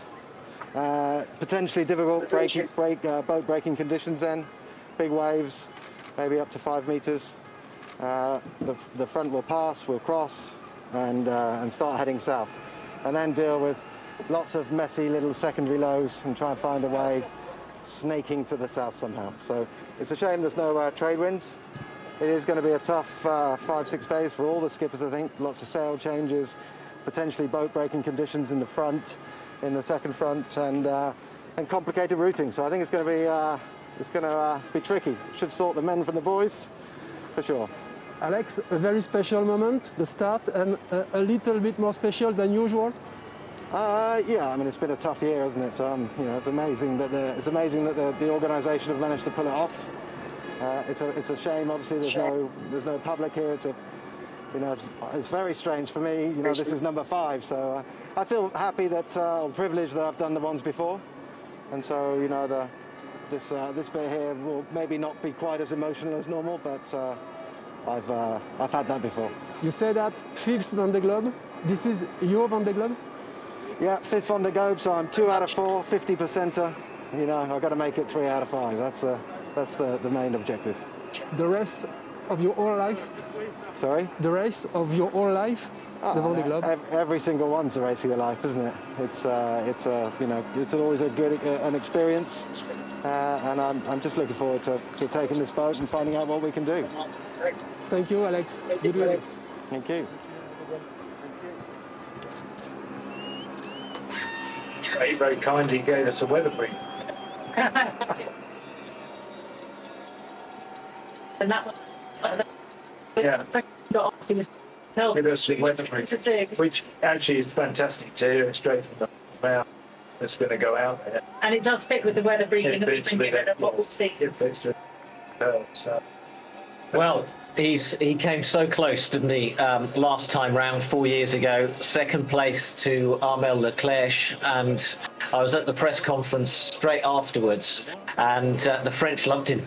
The French absolutely love him, and they said, "Are you going to do another one?" And he said, "Do you want me to?" And they all cheered and said yes, and this is the very sort of skeptical French press who wanted him to do this, and his sponsor stood by him. But he was suggesting that it's just about finishing in that interview, but it's not. It's about winning. I mean, of his fight, and take a while to build up because the first 2 attempts didn't end in success, and then he's been on the podium in 3rd and in 2nd, and for him there's only 1 place left, and that's to win. And if he did, that would be the first non-French. Huge. It would revolutionise this and change things in the UK. It's the hare making his way down the pontoon. It's Jean Le Cam. Yes, we can. Is the title, is the name of his boat and his campaign. 61 years old and about to start his 5th Vendée Globe. So we've had Alex Thompson on 5 and Jean Le Cam on 5. But what's incredible is that 5 consecutive Vendée Globes. Super impressive, and being the oldest in the fleet actually comes with a huge amount of experience. He's not only helped other campaigns, but he's sorted his own campaign out as well. A 3-time winner of the Figaro, so he really comes from pedigree, and I know he's been your main rival for your sailing careers. Absolutely, yeah. He's an absolute legend. He's a legend in France. He's a brilliant communicator, and while he's in the race with a boat that's a non-foiling boat, he's he'll be the guy that's sitting there in that second row, picking off anyone that's any bystanders. He'll be quick. The cream always rises to the top, and John's a good sailor. He'll do well. On aurait rêvé d'un départ comme celui-là, tu vois, c'est le départ parfait. Alors 5e Vendée Globe, mais est-ce que c'est à chaque fois comme le premier? Bon, à chaque fois c'est différent, hein, c'est sûr. Hein. Chaque Vendée Globe est différent. Là, les bateaux vont être différents. Il y a deux catégories de bateaux, avec les bateaux à foil, les bateaux sans foil. Nous, on fait partie des bateaux sans foil. Et moi, je suis très content d'être là sur ce bateau-là. Les objectifs de jour de calme sur ce Vendée Globe? Bah, l'objectif, c'est déjà d'arriver. Hein. Je crois que pour tous les bateaux qui partent au Vendée Globe, c'est déjà la première chose qu'il ne faut pas oublier, c'est qu'il faut arriver. Et bon, après, on n'est pas à l'abri de soucis éventuels, mais bon, ça fait partie du jeu, et puis voilà. Quoi. La météo, là, les premières heures de course, qu'est-ce que ça dit? Bah là, le ciel se dégage, le vent va monter 12 nœuds, 15 nœuds, peut-être un peu plus fort à un certain moment, mais donc ça va être vraiment un départ normalement très tranquille. Il y a les foilers qui vont partir devant comme des fusées. Et puis nous, ben, on va faire... voilà. Merci Jean, bon vent, belle course. Ouais, merci à vous. Well, as he says, every Vendée Globe is different, so very difficult to predict. But his boat is, built in 2007. The boat itself actually was for Michel Desjoyaux and won the Vendée Globe in 2008. Which of course is something that Jean Le Cam hasn't managed yet. No, he's got second before, vous avez mis and votre then... tenue de gala. Oui, mais en fait, tu sais, je me suis dit ce matin que cette tenue, elle allait être vachement à la mode d'ici quelques semaines. Et donc, ça valait le coup, tu vois, de faire un truc un peu en avance, quoi. Donc, non, c'est pour... c'est évidemment le clin d'œil, d'abord mettre un petit peu de dérision et d'ironie dans la situation d'ici, là où on nous parque comme des bestiaux. Mais ce que je comprends, hein, je veux dire, c'est pas une critique, hein, c'est juste que la situation fait que. Et donc j'avais envie de mettre un petit peu d'humour à ma sauce là-dedans. Et puis je me suis dit aussi en marchant tout à l'heure que c'était aussi un joli clin d'œil pour les personnes qui vont en prendre plein la gueule là dans quelques semaines, ou maintenant d'ailleurs. Donc voilà. Il vous tarde de partir, donc, de quitter ce monde un peu des terriens, j'ai l'impression. Ouais, il me tarde de partir, mais c'est quand même une situation vachement difficile et décevante, tu vois, d'avoir un départ à huis clos d'une fête qui réunit des millions de personnes, et toutes ces personnes, elles vont pas pouvoir vivre ces moments-là. Et c'est aussi pour ça, qu'on fait le Vendée Globe. Donc bon, voilà, mais c'est comme ça, il faut l'accepter. Je pense à tous ceux qui n'ont jamais vécu ça. Moi, j'ai la chance d'avoir vécu un vrai Vendée Globe. Et j'espère que la situation va pas être trop dure à terre pendant que nous, on sera en mer. Et qu'on provoque pas un sentiment de on vous laisse tomber, les gars. Tu vois, j'ai pas envie de ça, moi. Il vous manque le public? Vachement, ouais. Ouais, vachement. Vachement. Et du coup, tu vois, ça fait 15 jours que je me sens vachement détaché du truc. Je suis plus... alors, je fais ce qu'il y a à faire, hein, tu vois, je fais le boulot, machin, on se prépare, on fait tout ce qu'il faut. Mais au niveau émotion, je me sens vachement détaché du truc. Et j'espère que le public au sens large ne nous en voudra pas de partir quand même. C'est mon inquiétude parce que le Vendée Globe, c'est avant tout ça. Mais bon, après l'histoire va être super belle. Hein. Tu vois, on est 33, il va y avoir 33 superbes histoires. Il y en aura la moitié à l'arrivée. Il va y avoir des histoires formidables. Donc c'est génial et on va vivre ça de manière vachement intense. Merci Sébastien. Salut. Sébastien Destremo. Of France, 56 years old, also representing Australia. So they're claiming Australians increased the number of nationalities involved. Okay. Well, the boat, built in 2005, finished the last race under jury rig. So hopefully he'll have more success this time as we watch Roman Attanasio, 43 years old, Sam Davis's partner, meaning that both Davis members of the family will be out on the water very shortly. He only just qualified with like 17 minutes to spare on the deadline because his engine hadn't fulfilled the 5 hours at 5 knots, and he had battery issues, and he managed to do it just before the midnight deadline to get the position.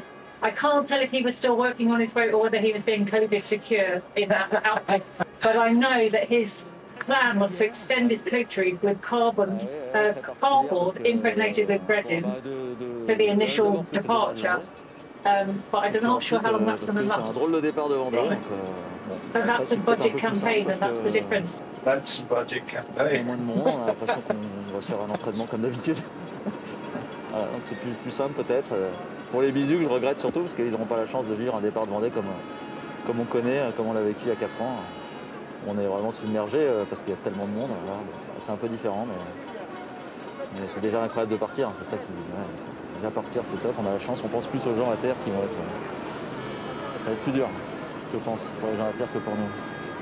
Malgré tout, est-ce qu'il y a de l'émotion? C'est une émotion qui est différente, mais j'ai le sentiment qu'il y a de l'émotion. Ah oui, non, mais bien sûr, on a... Sam et moi, on n'a pas très bien dormi. Je vous donne un scoop, elle n'a pas très bien dormi non plus. Pas un scoop, une info. Ah ouais, on a... Bah ouais, c'est toujours un peu... Mais bon, il paraît que la plupart des records du monde ont été battus après des nuits blanches, donc c'est pas que c'est normal. Ouais, c'est comme ça, ouais, on part faire le tour du monde. Hein, on sera là que dans 3 mois, hein, c'est quand même incroyable. Ouais. Merci Romain. Merci. Roman Attanasio finished 15th in the last Vendée Globe. What are his chances this time? It's got a break, so I think he's definitely planning. Voilà, j'ai eu la chance. Ah oui, c'est ça. Ouais, on a chargé les safrans et Guillaume Verdier nous a donné les plans. Donc ça a été un grand. Il a été adorable. Ouais, le bateau. Ça vibrait, c'est quoi? Ouais, le bateau était dur. So again, the boat knows the way. Roman knows what to expect as well. He did a really lovely interview while he's been in the South d'Iran, basically saying that Sam's his inspiration and he's really proud of her, thinking that she could land a podium. So it's really lovely that he's chasing her, but he's got massive support. When people ask if there's any competition between them, actually it's complete support for each other, which is really lovely. It's interesting. Alex gave his analysis of initial strategies, but of course there is another strategy particularly for the slower boat. They might not make it across the front. They might well sail her more directly, so closer to the Spanish coast. But it would be interesting to see how different routes, foilers, and the potential is for a really early split in the probably 3 categories of boats that are out in this race, and what we hope is that the slower boats don't get left too far behind. That's Manuel Cousin on Groupe Setan, playing to the few crowd that are on the dockside, cheering them on. Nice. Looks very flat. Sun's out. What more could you want? He's been working with his sponsor now for 7 years. It's a long-term relationship, although this is his first foray into the IMOCA world. That would be Setan with Setan. Oui. So the way this works is we've got about 8 or so skippers still to head out, and then they've got a period of time just... do they motor out towards the start line, or what? They'll probably motor. They'll probably motor for the first part. Then when they feel ready and when they want to start thinking about it, they'll get sails up, very gently start sailing the boat. Think about sealing off the engine for the shore crew to get off. And basically the shore crew will undertake most of the boat duties, sailing the boat, winding the sails up. The skipper will be resting. The skipper will inherit the boat pretty much when the shore crew are ready to step off. and they'll even go to the extent of having all the right sails in place and possibly even pointing in the right direction nominally. And they'll just do either a timed run or they'll come up with some plan for how they're going to approach the start. Even though it's a Vendée Globe, everyone wants to take a start well. Don't be surprised if we see a bit of tussling on the start. The 33 boats, the start line is actually going to be 1.3 miles long, so it's a pretty big start line because the last thing anybody wants is an incident. But you know, it's a race, and these are racing people, racing machines that want to be competitive. So there'll be no love lost once the racing horns go out and the focus is on for the start. I think in my first one, I was so revved up. I was coming in fast into the start line, and I twanged, my bowsprit twanged all the aerials on the back of John straight as I crossed his stern. And just went, no. So, yeah, you get a bit revved up. Cool. Didac Costa, one planet, one ocean. His turn now, 39 years old, and about to start his second Vendée Globe. A fireman from Barcelona. He got a lot of help from the local fireman when he had technical troubles at the start last time, and they brought all sort of machinery to him to help him out with that. But the boat itself, from the year 2000, so ce départ du Vendée Globe, que vous vivez comment? J'ai un peu nerveux, mais surtout je suis très content d'être ici parce qu'il a été très difficile pour moi, pour le projet, pour toute l'équipe. Pas réussi, pour cette année c'est difficile pour toi. Et ça c'est simple, je suis content, je suis un peu nerveux. Il y a beaucoup de gens d'aller à la mer, non, et de naviguer. Vous avez envie de partir très vite maintenant? J'espère d'aller très vite, mais c'est à Vendée Globe, c'est un course très ouvert, non? C'est un spécial, je ne sais pas que passera. C'est un bonheur de participer à cette course exceptionnelle? C'est un bonheur, une joie? Oui, c'est un joyau énorme d'être ici. Oui, oui. Bon tour du monde, Didac. Merci beaucoup.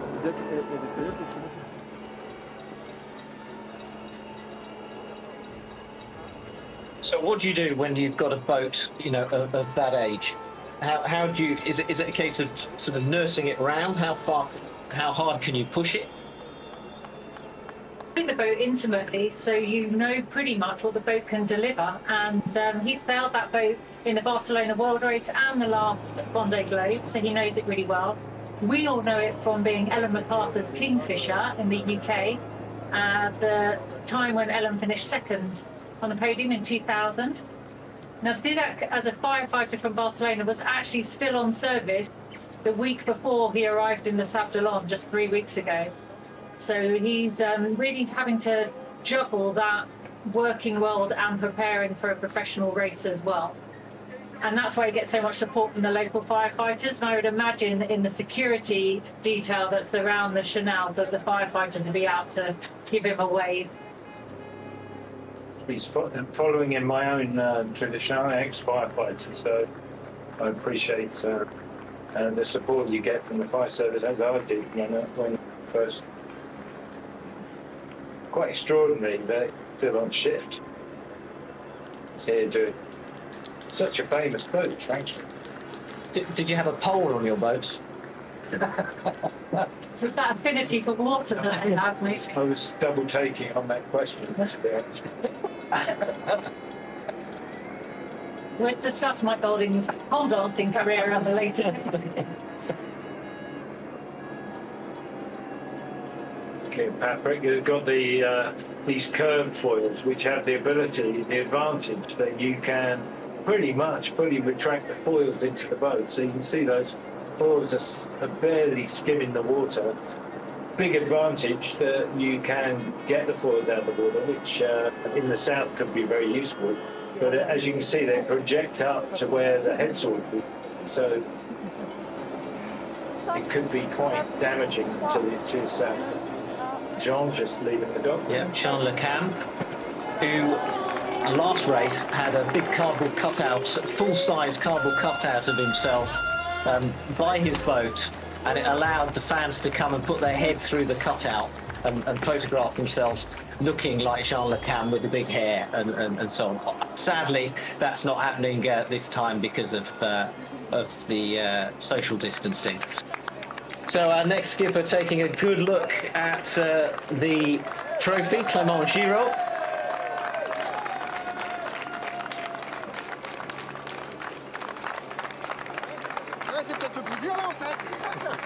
This is his first Vendée Globe, and he's really lucky to be here. This was a last-minute project, really, because this project was originally for Eric Migol, and he was sailing for the cause of Fighting Navy, but he couldn't get the sponsorship to accompany it, so he actually handed over his boat to someone he's done a lot of sailing with. And so Clément kind of inherited the boat and the opportunity, so it's again quite a last minute. Parce qu'ils ont fait un boulot de taré, putain, ils ont pas compté les heures, putain. Ils ont fait un boulot de malade. Et merci d'y avoir cru, putain, on y est quoi. On y est quoi. Allez, ça part de là.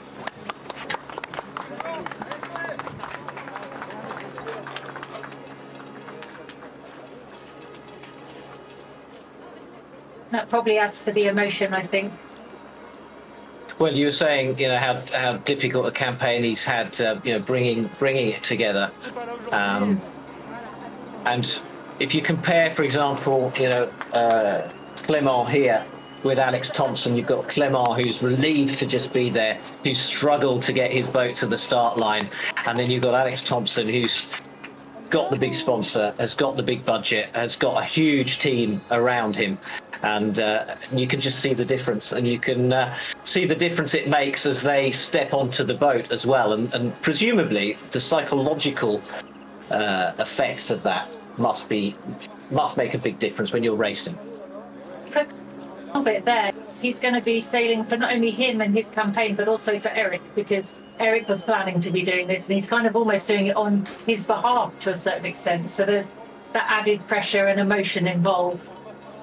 It might be a mistake to think that the fully funded, well-funded teams, it's not a struggle. It's just the bar is moved. The reality of it is, when you're running a big team like Hugo Boss or Corral, you've got a lot of responsibility. And the pressure on you to arrive at that start is equal to anyone else there on the start line. And expectation. The difference is when you arrive, there's a level of expectation, a level of professionalism that the sponsor expects from you. So I don't know that it would be the right thing for Alex Thompson to break down in tears on the start line, given the amount of support and the large team that's surrounding him. You know, inside, I can tell you, he's excited to be there, just like everyone else, and with just the same emotion, just the same passion. You know, you don't do 5 Vendée Globes on a whim. Do it because you're passionate.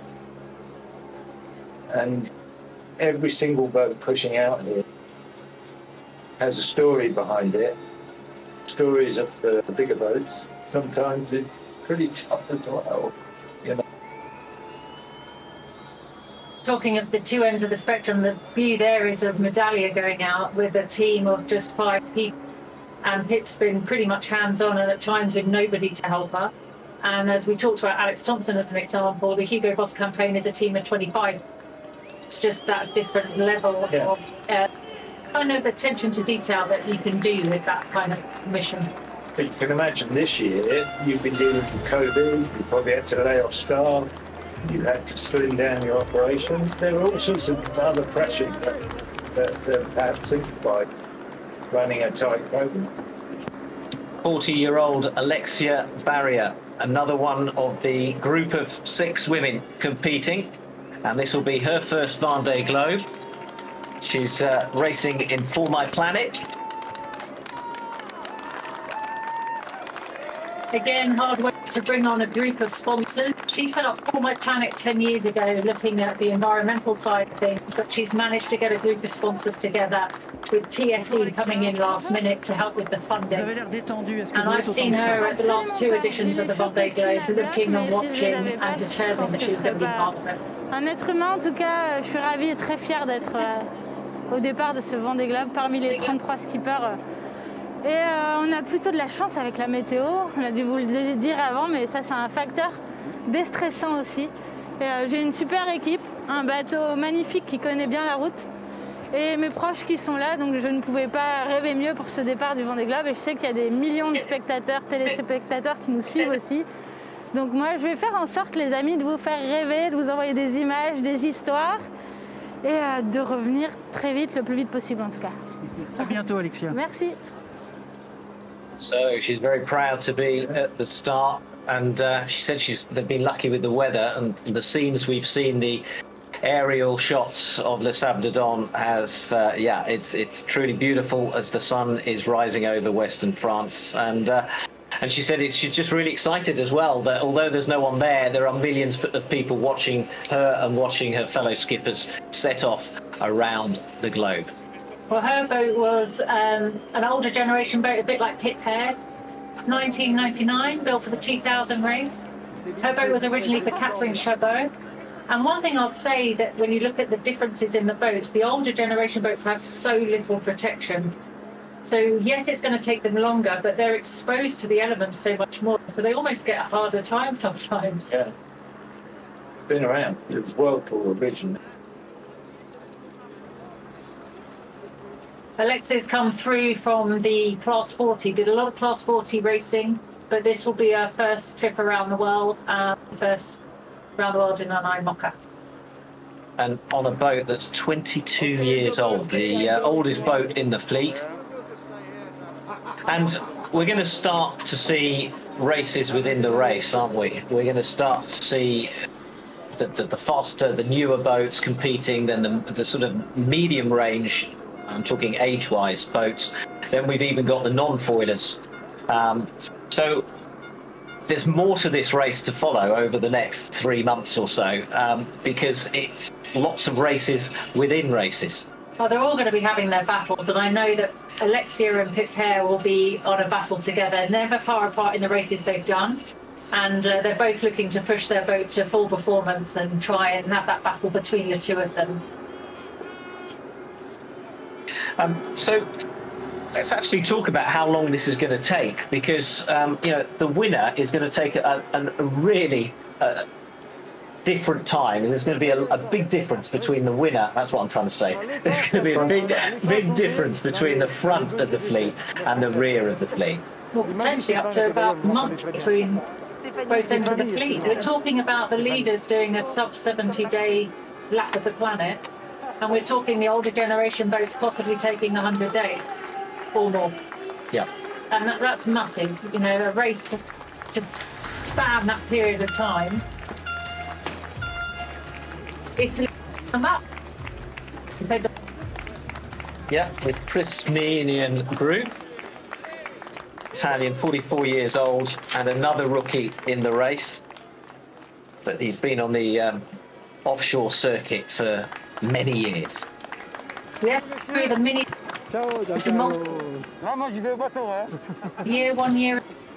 So he's got some experience, but obviously this first time around the world and first time the IMOCA fleet. And only the 5th Italian to race in the Vendée Globe. With a pretty fast refurbished boat. Good bit of equipment, so you can expect to do well if you can get the boat around. Yeah, it's not the boat that's going to hold him back, it's going to be himself. So it'd be really interesting to see how he fares keeping it together. An interesting charity that the Italian is supporting, actually.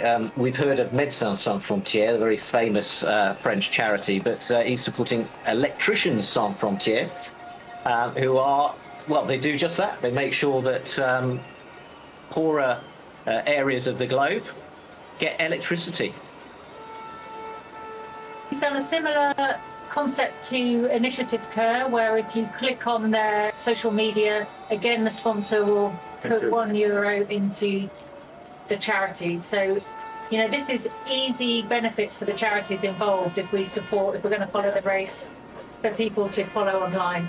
There's Alex just leaving the dock. The new boat is probably the most radical in design and totally thought of for this one race to win it. 4 skippers left on the dockside, and then they will be gathering at the start line. And I would guess that the first man out, Amel Tripon, is already out there near the start. I'm going to lose, I suppose. Which is what you did, wasn't it? I did. It was the best. Well, hang on a minute, because we've been talking about the emotions and the nerves and the pressure and the relief of getting there and the excitement of the start. Okay, but how do you just switch off just like that? It's an awful lot of time to kill, and you need to be ready for the start. And if you use up all that excess energy too early, you're super tired. And we were going into some pretty bad weather in 2008, so it was quite important to just manage that energy so that I had that rest time before we went. Well, there is the Hugo Boss monster, and we haven't really seen that much of her, have we? No, sadly, the time she did line up for the Transact Jacques Vabre, she didn't last long, hitting something and ending up having to drop the keel and nurse the boat to the Canaries. So it went back into refit, and then Alex has done his own sailing and preparation, not involved in any other IMOCAs. So for the rest of the fleet, they don't really know what Hugo Boss can do. All we've seen that initially downwind, she's super fast at that start of the TJV, but nobody really knows much else about her. I've actually sailed on the boat for a couple of days. I was wondering if you could tell us any insider? Well, all I can tell you is, you know, the boat's extraordinarily quick and very stable downwind, very easy to drive. We were out in sort of 18 knots of breeze doing over 30 knots. So real multi-hull speed. I think that the trick is there's two. Your foils do different things for you. Alex's boat is going to be very good downwind, but these curved foils, the ones that are properly curved that you can retract, are not quite so good upwind. So at different points in the race, you're going to see different types of foil and boat, except whereas some of the second or third generation foils ascending, some of the French boats are going upwind there, which is absolutely extraordinary. So real multi-hull speed. Journée plus que particulière, You can see how big streets are quand going to j'étais sur develop. le Big quai, je me disais que splits c'était are les going to. dernières fois que je sentais pas le sol bouger avant Et sans Stéphane doute Diraison. 85 jours. Donc là, ça y est, le ponton me donne un petit peu le pas. Vous êtes dans quel état d'esprit? C'est plein d'émotions, hein. C'est une grande fierté d'être là de nouveau pour cette édition 2020. Je me sens serein parce que ma préparation elle a été vraiment très affûtée, que ce soit technique, sportive ou au niveau mental. Je suis allé assez loin dans la préparation. Et bien sûr, il y a toute cette pression qui monte parce qu'un départ de Tour du Monde, c'est spécial. C'est très spécial. Heureusement, la journée est magnifique. Des conditions juste idéales qui permettent aussi de s'affranchir d'un départ un petit peu trop musclé. Profitez-en bien. Merci beaucoup. His second Vendée Globe, and actually has a boat with pedigree. It was known for doing a speed. It was built originally for Alex Thompson, so it's one of the former Hugo Boss and designed for purpose. Yeah, it's actually, I mean, it started 3 Vendée Globes, this boat, and has never actually finished. Maybe. Is that something? Let's hope so for Stéphane Le Diraison, as Jean Le Cam takes in the atmosphere.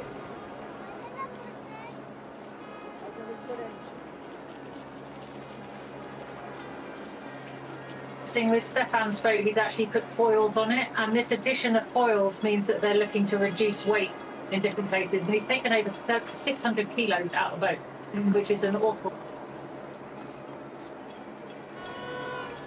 Well, the foils, of course, provide you with writing mode, make the boat stiffer, so in theory you can take lead out of your kit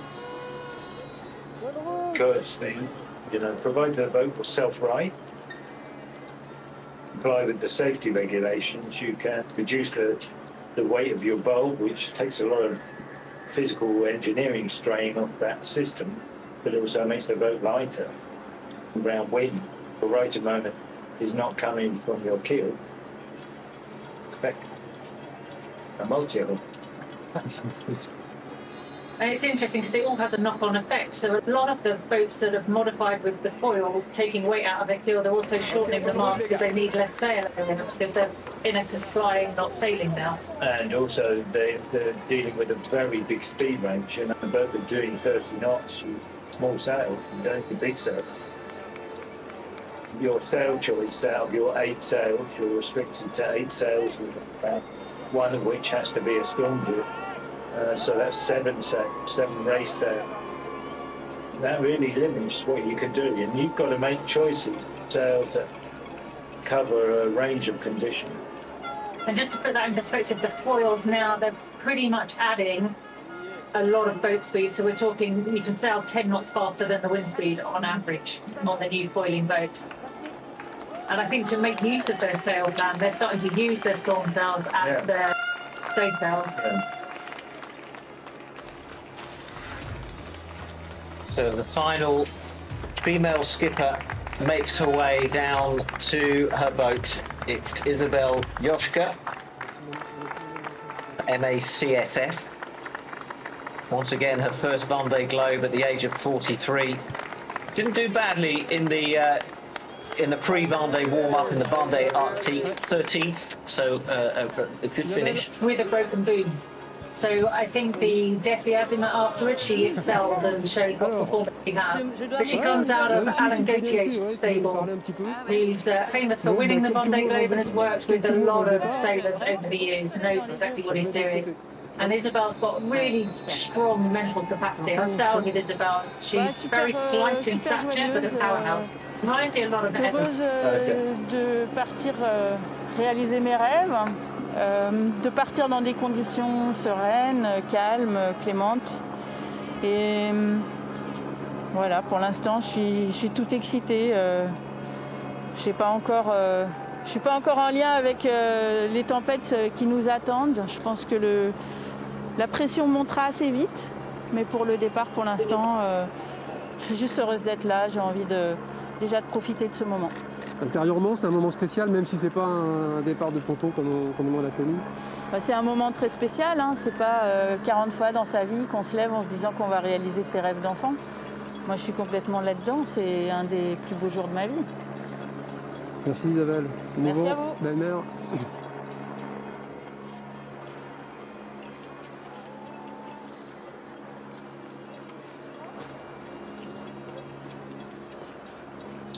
Another emotional skipper setting off, Isabel Yoshka, half German, half French, flying both flags on this campaign. That boat is quite an old boat actually, but all of these boats were built very, very light. It was a former boat of Mark Guillemot. But with foils, of course, if the boat's basically light and strong, and because it's built out of carbon, it's got a very long lifespan. If with foils, theoretically, because of one design rig, one design keel, the hull itself, which is the bit sold, can be just as fast with foils. In theory, in practice it's a little more difficult, but it's a great way of making the boat, the class, more sustainable, because you're able to update an old platform. But you can see now with boats like Alex's that they're redefining what the look of the platform is going to be. And as boats, as designers start to shape the boat, winning weight, every single sculpted element of these new boats is doing something. It's doing something for your aerodynamics, it's doing something to reduce the amount of materials involved in the build. That big chamfer off the front, it's because it's not needed. It's a bit of boat that isn't needed. So they chamfer it off, reduce the amount of material, make the boat just fractionally lighter. You go a sign that 5 Vendée Globes later, it's still just as emotional as the third. Now, Alex hasn't had his family with him in the Sable d'Olonne. He came home for a few days. So he did the family departure in the UK, but you know, I think it doesn't mean so much to them, and the effort, painstaking hours that have been put into it. Contrary to what you might imagine, Alex is quite an emotional guy. But he does wear his heart on his sleeve a little more than you might expect, particularly when it comes to this race. Penultimate skipper, Fabrice Amadeo, New Rest Arts and Fenêtre. Got some interesting sponsor names, haven't they, on these boats?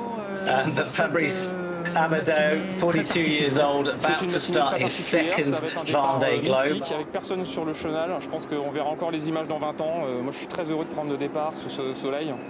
Ce matin, je me suis levé en me disant l'année 2020 a quand même été une année terrible. Et là, il y a Joe Biden qui a été élu à la Maison Blanche et il y a le Vendée Globe qui part. C'est la fin du tunnel, enfin une lumière. Et voilà, ben je pars avec l'envie de faire un très beau Vendée Globe. Je crois qu'elles sont derrière leur écran, donc j'envoie plein d'amour à ma femme et à mes enfants qui sont derrière moi. Ça a été très important jusqu'au bout. Et voilà, maintenant j'ai envie de faire un beau tour du monde et rentrer vite pour faire la fête avec tout le monde. Profitez-en bien. Merci beaucoup.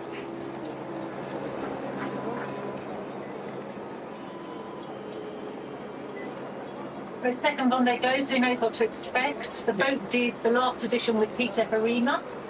So it's built in 2015. It was a sister ship to Banque Populaire that went on to win. So it's got potential. And Fabrice, you know, he managed 11th last time, which is a really good result. So he's been there, he's done it, and he must be confident.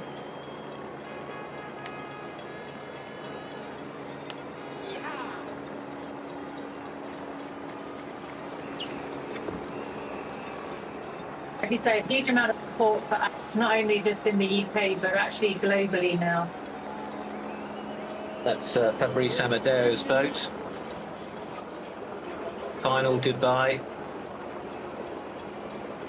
for Stéphane Le Dibresson from his family, waving him goodbye.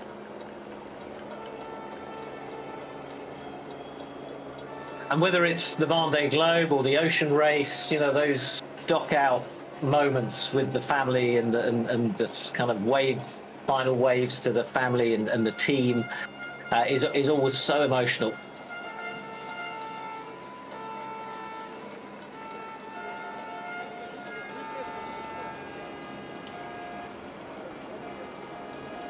The unknown. Really going to plan for as much. It is that dealing with Mother Nature and having to become. Well, Mike knows all about that with Alex Thompson, not in the Vendée Globe, but the two of you have had sticky moments in round the world races.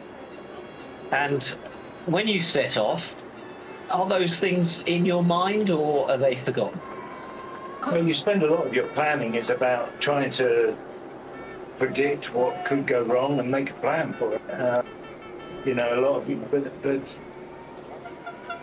I've been sailing the boat, you know, since the boat was built, so you know your boat intimately, and you know where the weaknesses are. So, of course, you're watching out for those things, but invariably it's something you're not expecting. And, for our example, my first Vendée, I was one of the early adopters of composite rigging, and I had moved the whole boat over to composite rigging, except for one piece, which forestay, which we couldn't work out to make it twist, to make it spin, to roll the head sail away. So we stuck with a rod, with traditional. 8 hours after the start, that rod broke, and I lost the rig, and had to go back, repair, and set out again, 2,000 miles behind everyone. So that was unexpected, and I was only 8 hours into my Vendée Globe. And you know, with 33 competitors, you could well expect something strange to happen in the next 24 hours. And here's the first ever Finn to compete in the Vendée Globe, Ari Hussela, on board Stark. It's another Owen Clark design. It's a great boat, that boat. Yeah. Oh, I'm wondering why you might say that. So, you know, it was the first out of the dock in 2008, and now they're saying the best on last. Quite a long time and preparing the race last 4 years, so I feel really good to go now. And I'm so happy of this nice starting weather. And just, can I say something in Finnish also to my Finnish followers? I know that there is lots of people following me on the TV, on the screens, and terveisiä kaikille sinne Suomeen. Kaikille, jotka on auttanut mua ja tukenut ja kannustanut, äärimmäisen paljon kiitoksia ja erityiskiitokset pappatiimille, mun isälle ja isän serkulle, jotka on tehnyt paljon töitä, että ollaan täällä, ja supermies Turolle tietenkin ja kaikille muillekin, jotka on auttanut, puhumattakaan yhteistyökumppaneista. Ilman teitä mä en olisi täällä. Superkiitos kaikille. Harry, I'm watching your eyes. Doesn't it make you a little emotional? Of course. You'd be no human if it doesn't go to your emotions. So it's of course really big emotional moment. I wish you the best for the race. Thank you. Have a great day. See you. See you. Bye-bye. He's very emotional. Yeah, I see it all coming out. So the airline pilot from Finland speaking to his family and friends and fans in Finland. And it's all part of increasing the global appeal of this race that for so many years has, you know, it is a French institution, but the rest of the world wants to get involved as well, don't they? And so far we've got plenty of European sailors also taking part from other nations. We've got a Japanese, the first Asian sailor to compete in the Vendée Globe. But it gets bigger and bigger every 4 years. Absolutely. You know, it is just extraordinary. And it's changed so much. I mean, when I did the first race for me back in 2000, we were all considered outliers. Now the Vendée is the very pinnacle of the sport sailing. It's alongside the Ocean Race, and the America's Cup was considered one of the premier offshore events. And of course, now that IMOCA, this class of boat, and the Ocean Race have kind of merged together, you've got this kind of massive focus on the future design of these boats. So the beauty of it is the combination of the new teams and the old teams actually all racing in the same place. So you've got some semi-amateur, they're not amateur, no one here is an amateur, but you've got some low budget. Go on, you can say it. Find the right word. You've got some low budget teams, some adventurers, some people who just want to do it, and you've got people like Alex and Cheryl that want to win it. So, but they're all existing in the same space, and that's, I think, what makes this race work for the French public, because you don't assign to a boat just because you think it will win. You assign to a boat because you want to follow its story, or the story of the individual on board. So it is an extraordinary event, and people call it's a beautiful race. The imagery is fantastic. When the public are allowed there, up to 3 million people go through that race walk over a period of 3 months. I can't think of any other comparable sporting event. There you go. Is that him or? Yeah, I must be crazy for going. The realisation of what he's taken on. Yeah, it's a big deal. Yeah, they had planned, and the race village was open for a while, and they were getting, I think, they were limiting it to about 5,000 people a day. But alas, they had to close it when the country went into lockdown, which is a real shame, but understandable. This is a very big fishing town. During the Vendée, historically, they've had to do park and ride. They simply could not absorb the levels of traffic into the town. During race day, all the vehicles would be stopped. So no parking, and nothing would be happening. So the only thing going on, the only focus is the Vendée Globe, and that's the kind of passion that this race engenders. I think it's the simplicity, isn't it? The one person, one boat, one planet, one lap of the planet, no confusion. And I think there's credit to the IMOCA class for allowing the grandfather rule that allows the older boats to be modified to be able to keep up and still race and compete. The day that changes, and it could, because the evolution of things tend to be that more and more new teams join. The day that changes, the day in many respects, because we've watched it in our sport in so many ways.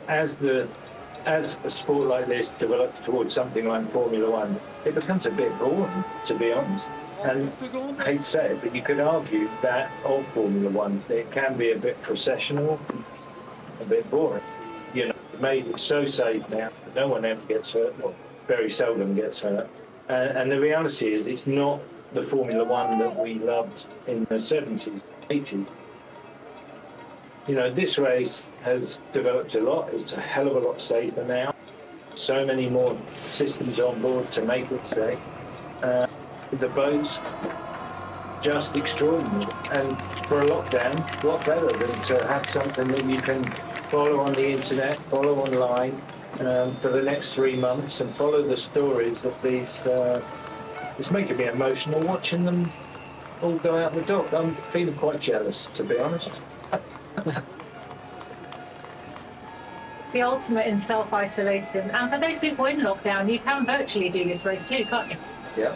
You can, and as soon as this race gets underway on real waters, the virtual waters get underway as well. They've got some thousands, hundreds of thousands of skippers out there ready to race. They've been building up to this. They've been signing up for the race for a long time, and there's a charity race happening as well that you're involved in, Dee. That's it. If you want to put in the code WST2020, then you can get a custom World Sailing Trust boat that not only supports the global charity for our sport, but also allows you to compete on this platform against the professionals and all the other virtual sailors on the water. So it's definitely worth doing, and it will keep you occupied while you're in lockdown. I've signed up for it. I did the practice race and ended up aground in Indonesia. So you see, what you need to do, mate, this is a tip if you want to take part, is you've got to upgrade your boat. Right. That's what you've got to do. You've got to get the autopilot, you've got to get the alarms. Yeah, but that costs money. You need a syndicate where you've got different people in different areas of the time zones around the world, so that you can kind of pass the baton on, and you can keep the boat racing continuously 24 hours a day. I know these things. I haven't quite got to grips with it. I know they can be incredibly addictive, and you'll see upwards of 500,000 people participating in the virtual Vendée Globe, and I mean that's extraordinary in itself. And the beauty is you can compete against the real skippers, because it's done in real time. With the real weather, with real polars, you know, it's actually very, very interesting. I mean, we are entering a phase where all of us for the next 70 days are going to press refresh, and our computer activity levels will possibly drop with our obsession with the Vendée Globe and following the progress. I know throughout my racing career that the sponsors used to complain that when we were racing, not as much work got done in the office, and because everyone was logging on, and they suddenly made a big uptick in the A lot of people waking up in the night just to check their position and see if they need to put in a tack. Yeah.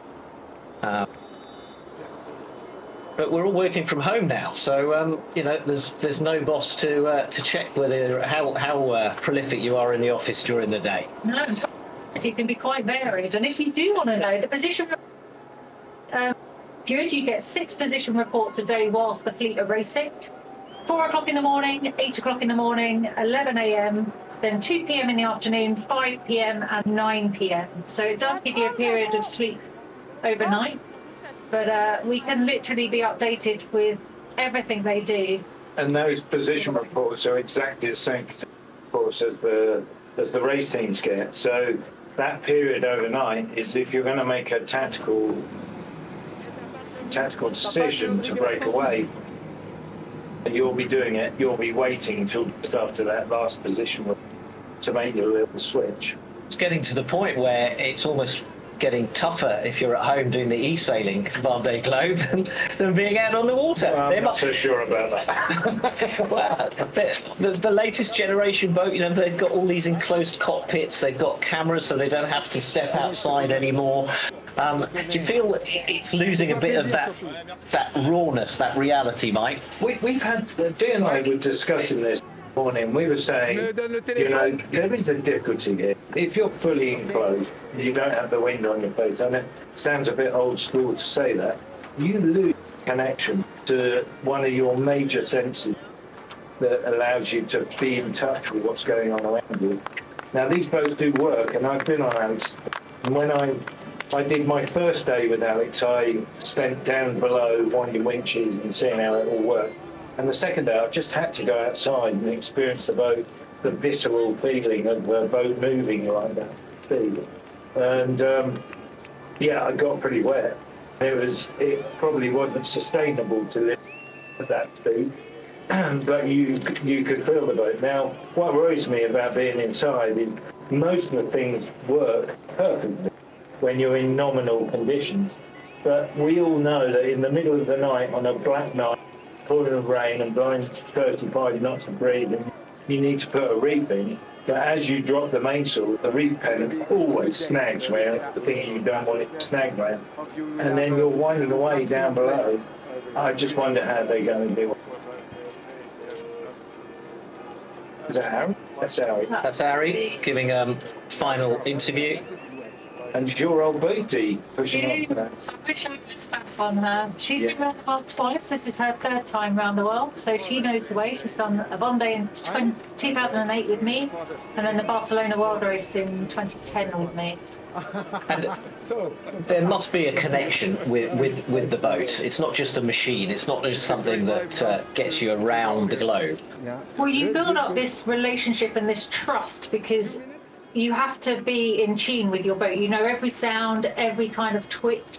You trust the pilot to be driving at what you set it at, and you react to everything. And it's so in tune that it becomes, you know, an extension of you. So there is that relationship that's built. But you do move on to other boats and take on new challenges quite easily. But Dee's boat and my boat, we're related.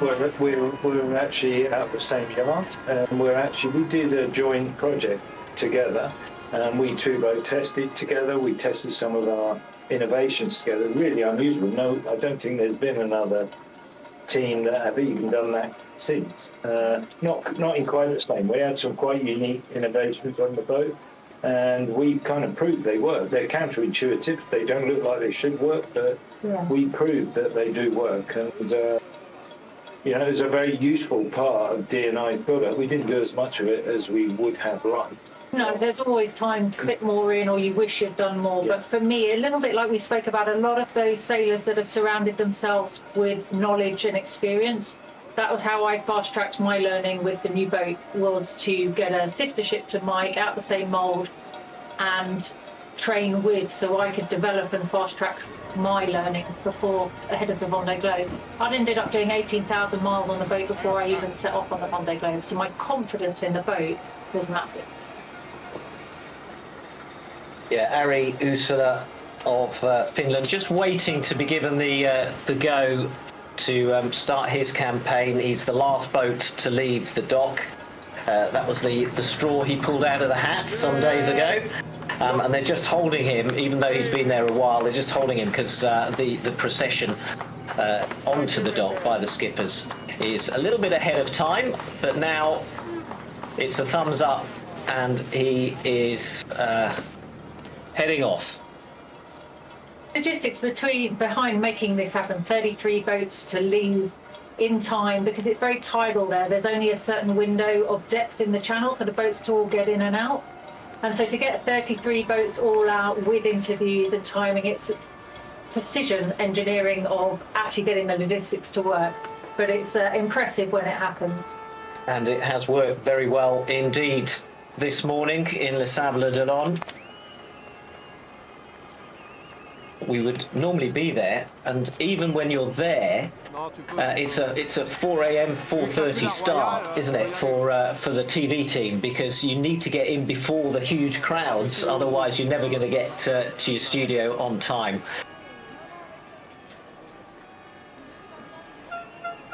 I think this bit now where we're watching them go down the canal, and yes, there's not loads of people, but there are still lots of people hanging out of windows and out of shop fronts, cheering and making as much noise as they can to almost make up for the thousands of people that aren't there. And the sailors, now it's happening for them. They get to kind of take it all in, and I think that's the smiling with relief that they're off, and actually just that impact of hitting them actually being a little bit emotional. Yeah, Stéphane Le Diraison hoping that he will be able to finish his second Vendée Globe. The first he had to abandon, but will he make it around this time? And of course, you're leaving not having rested well the night before, so you're potentially almost at your tiredest at this point. You know, not necessarily right now, because right now adrenaline will be fine, but you know, it's 5 or 6 hours after the start when that adrenaline starts to expire. You can be still got a lot of boats around you at French coast. There are fishing boats around that you can have trouble with. So, you know, you've got to somehow, very quickly off the start, find yourself a little window to take a power nap and get yourself break yourself into a working rhythm. Whatever you do on a Vendée Globe, it has to be sustainable. We haven't used that word yet today, but the Vendée Globe is in many respects all about sustainability.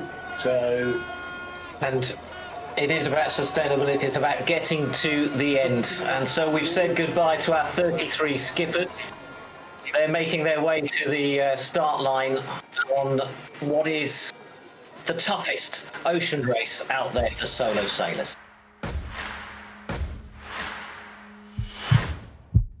Depuis 30 ans, le Vendée Globe explore à sa façon les mystères de la mécanique humaine. Pourquoi ces marins, hommes et femmes, se lancent-ils au long cours d'une épreuve sportive unique en son genre? Peut-être qu'en allant autour du monde, ils font aussi le tour d'eux-mêmes.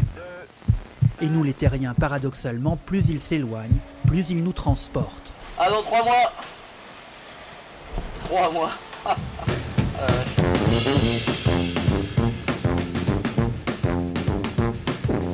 En solitaire, sans escale et sans assistance, on pourrait croire que la course est inhumaine. Or, il n'y a pas plus humain que le Vendée Globe. Alors le Père Noël existe. Père Noël, Père Noël. Ciao. Ciao. Soyons honnêtes, le Vendée Globe n'est pas toujours un cadeau. Il nous révèle que la voile hauturière est un sport de combat. Combat contre soi-même, contre ses adversaires et contre les éléments naturels. Quand le bateau part au surf à 10 mètres de creux, c'est pas humain. C'est effarant et fascinant à la fois. C'est peut-être aussi pour ça que je suis là.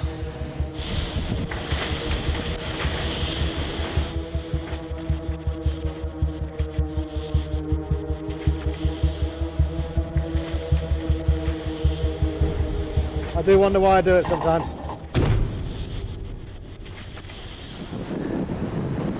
Il arrive que le drame rôde sur le Vendée Globe. Heureusement, l'épreuve a ses miracles et c'est Saint-Bernard des mers du Sud. Loïc Perron sauve Philippe Poupon qui attendait depuis 24 heures.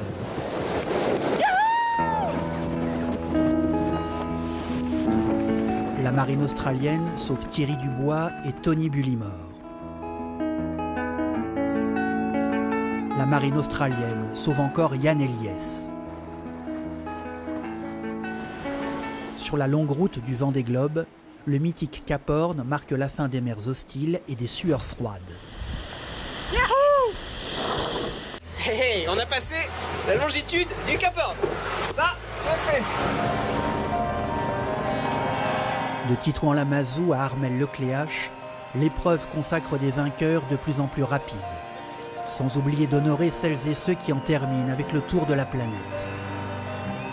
à son rythme. Chacun écrit les pages d'une épopée intime et collective.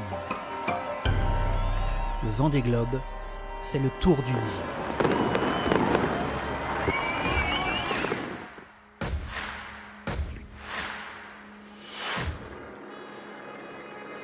Well, some iconic moments of footage there from past Vendée Globes. It's an event rich in history. It's a fascinating event. It captures the imagination of everyone who watches. Just the adventure of setting off around the world and being amongst the few people who have managed to succeed to do that. And more people have been up Everest, far more people than have travelled and voyaged solo, non-stop around the world. And lots of pictures of rescues as well, which kind of hits home, doesn't it, Mike, just how dangerous this is. And these smiles on these skippers are great to see now, but there are going to be moments where it's going to be serious for them, isn't it? Yeah, I mean, the perils are many and various, you know. Everything from, obviously it's a mechanical sport, the boat can break, you can lose your mast, your keel can break, you can hit something. You can also hurt yourself because the boat's full of very highly loaded gear. And in that instance, potentially you're going to end up needing assistance. There's been many notable incidents, but the race has got safer because of upgrades in safety requirements. We no longer tend to see images of upside-down boats in the Southern Ocean on a regular basis, which was the case back in the 90s. And as a result, the boats have got more and more extreme and faster, and that presents, you know, various challenges, unique ones of its own. I think this time around, with boats hitting potentially speeds in excess of 30 knots, you know, if a boat has an incident, it could be pretty catastrophic. And remember, these skippers are not tethered. So if you think 30 knots is about 36 miles an hour, you wouldn't want to crash your car into a brick wall at 36 miles an hour without a seatbelt. And so, yes, there's real and present danger sailing on the Vendée Globe. Not entirely coming from the boat, some of it's from the environment. It can get incredibly cold, incredibly rough. You can do the stupidest of things. You could slip off the boat. If you go in the water, your chances of survival are negligible, frankly. And I have to ask, why are they not tethered to the boat? Well, no, they're tethered to the boat. If they choose to, they're tethered to the boat in rough weather. And I think most sailors would, particularly on these high-speed boats, will tether to the boat. What I mean by that is they're not tethered inside. They're not sitting inside with a, you know, some of these boats probably will have seatbelt to hold them into their chair, and that's probably quite a sensible move. Yeah, I think that's the big development with the new boats, the new generation foilers. They're probably wearing more protective clothing down below than they are on deck. So we're seeing them now with body armour, with helmets, and that's for being down below. And their chairs are now designed to ergonomically fit with the body, and they sleep in them, they sit in them, they navigate in them, they eat in them, they can reach everything from them.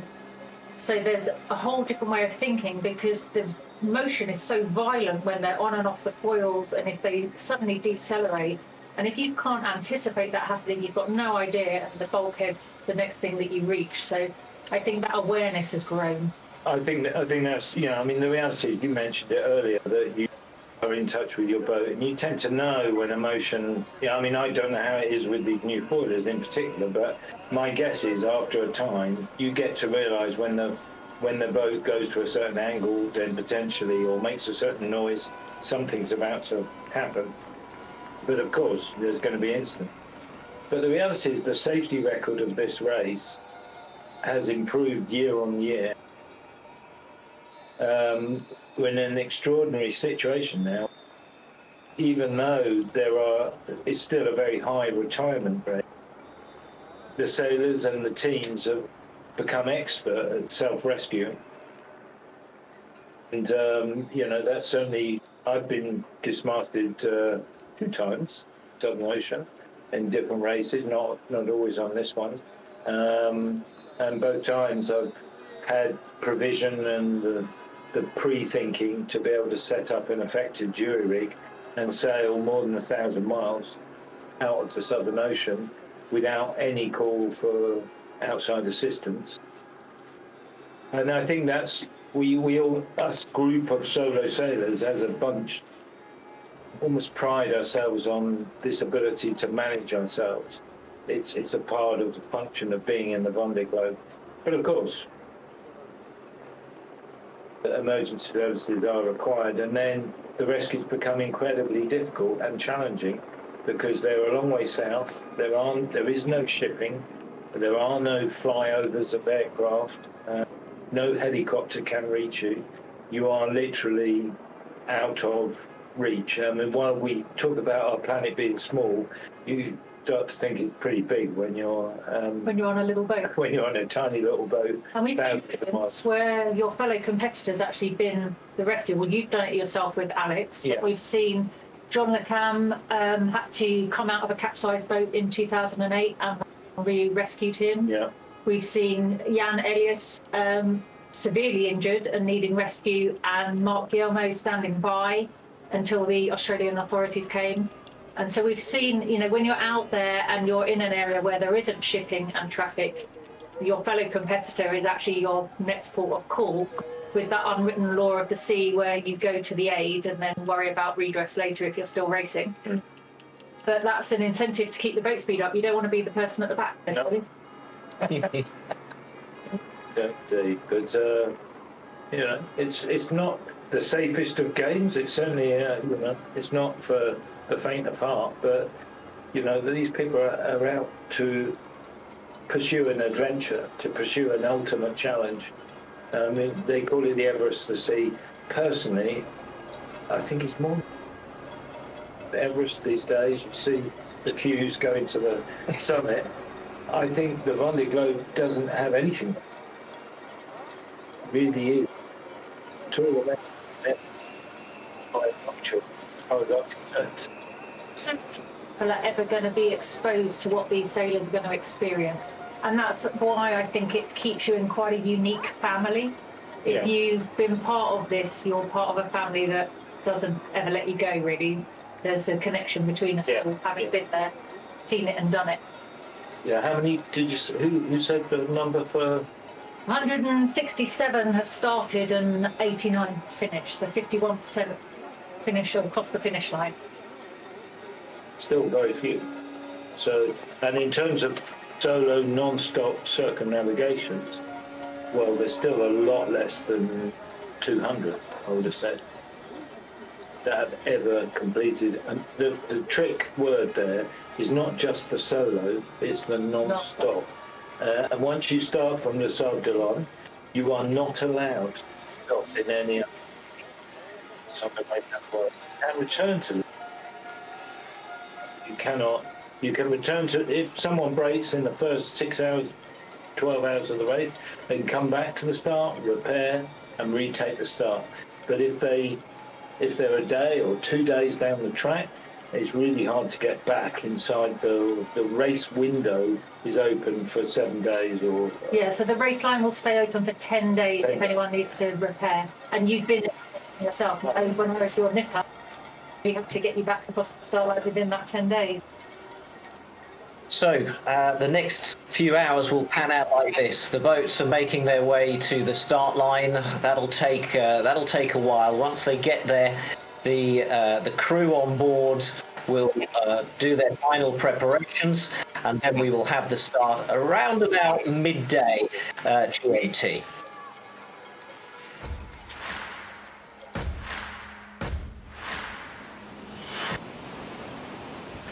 C'est une course de dingue parce qu'il faut un petit peu de folie pour faire ça. Alors là, ça bastonne.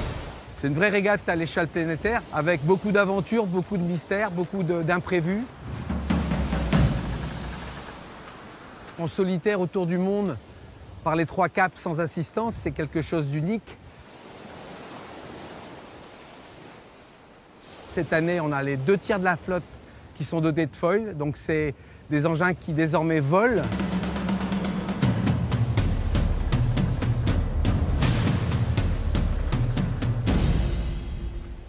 L'édition 2020, ça va être une édition très rapide. Les vitesses ont pris un gap entre 4 et 5 nœuds de plus que par rapport à l'édition passée. On peut passer, à mon sens, pas loin des 70 jours. On peut parler d'au moins 15 bateaux, voire largement la moitié de la flotte qui peut prétendre au podium.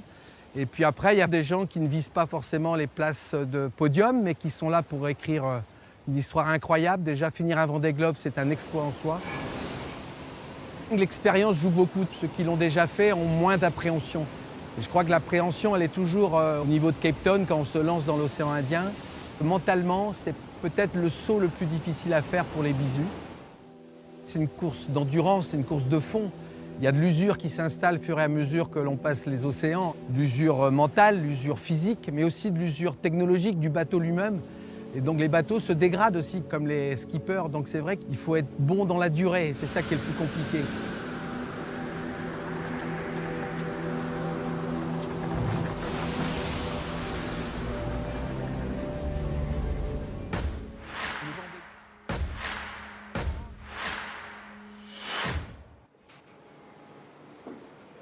So the race director giving us a good overview of the race and what is coming up. And I suppose his message is, you know, it's not just about winning. You've got to complete the race to be in with a chance. And Dee, how do you make sure you complete the race? It's a war of attrition, but you just need to manage the understanding of when to push and when to maybe hold back a bit. And the more you know your boat and the more confident and comfortable you are with it, the more you feel attuned to that and you know what you can cope with. But with these new boats and the foiling boats, that intensity has taken it to a whole new level. I remember speaking to Sam after her amazing Vendée Arctic race, and I was like, great, you must have so much confidence, that's really good. And she said, I just don't know how I sustain that for 70 days. And it's that intensity, the noise, the fierce conditions, the brutality it is to the body physically and mentally, that's really going to take its toll. And I think that's going to be a big game changer to some of the people that aren't really prepared for that. I think that the more traditional boats are, you know, you can begin to trust the boat to the point where you can put the hammer down and keep the hammer down and feel confident. With the boats that are foiling, I think it's not quite the same. It is going to be a much more of a management process, not only for the boat's preservation, but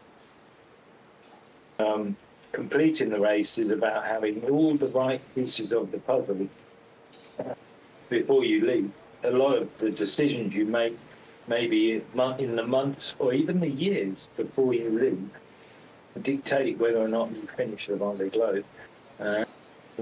You know, little choices that you made maybe 2 years ago about things you're going to include in your design, if they subsequently don't, then you feel kind of cheated out of the race. But the reality is you're making all the decisions. And it's how you react to those surprises, because you know none of the new generation boats have been in the south with their foils in those sea conditions. So knowing how the boat's going to manage that and how they're going to manage that is still new to them. But I think as you go around the boat, your confidence grows. So you sail your boat very differently as you come back up the Atlantic than you do on the way down, because you survived the Southern Ocean and you know how your boat goes and you know what's left in the tank. I think what's really interesting is because there's been so much focus on foils and that part of the innovation, you wonder if the teams sometimes miss the more basic things, the obvious things like halyards and chafe, and the little things that can let you down and can fail, that you maybe haven't analysed quite as carefully. Basic boat. Because now all your attention is focused on, does the foil work? Are we flying smooth and stable?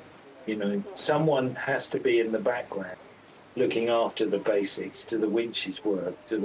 Are the winches going to cope with 90 days at sea? And I think that's going to be typical because they've had such a reduced amount of time on the water this year. They won't have seen the areas of chafe build up or the degradation appear. As you say, the focus on technology now, these boats are fitted with fibre optics measuring everything, the new boats. So the data input has become much more of a technological kind of control system to know when you're reaching the thresholds and alarms are going off and backing off that way. that the feel and the visual of seeing sails or bits of string wearing Well, a tail. it's got 200 data.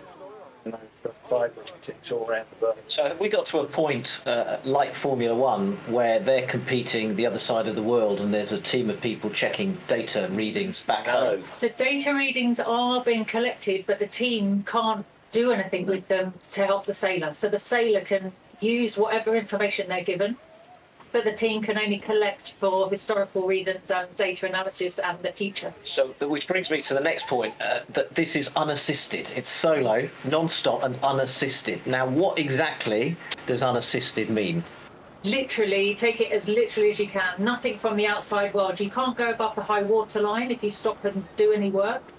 You can't have anything from the outside world. Even their weather supply is from one source, but they get the weather and then they have to interpret it themselves.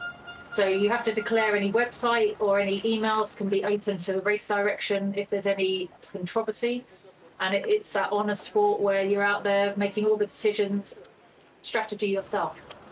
I think originally the big focus was on protecting weather information, because once the internet became available, it obviously became much more easy to access private sources of weather. But subsequently, I think it's moved on to other sections, because you can communicate with your shore team. If something's broken, it's invariable. You're going to have a discussion about how you might go about fixing it. But there's a big difference between having a discussion with someone, for instance, sharing your screen on your computer and resolving an issue for you. That would constitute outside assistance. Whereas just advising you where you might look on. It's a real horrible grey area of the sport that the sport hasn't really learned to live with. But the reality of it is that it was more of a problem a few years ago when you needed specialist weather routers for the shore to be able to route you. Now the sailors are all doing it themselves. They're using very sophisticated software to download weather and provide routing information going forward. And the weather information has grown actually. The quality of it's so good that you can make really good informed decisions, and the software helping that, and they recognise where they need to be in relation to. So as a consequence, the majority of knee skippers are going to be easily, as good as weather router ashore who's not experienced in what the sailor is. So the sailors are doing very good. Nicolas Troussel there in Coram Le Pan. He was the second skipper out. The third skipper was Kevin Escoffier on PRB, and he's really he comes from a family who have their roots here in Les Sables d'Olonne and in offshore sailing, and are very, very well known as top sailors right across France.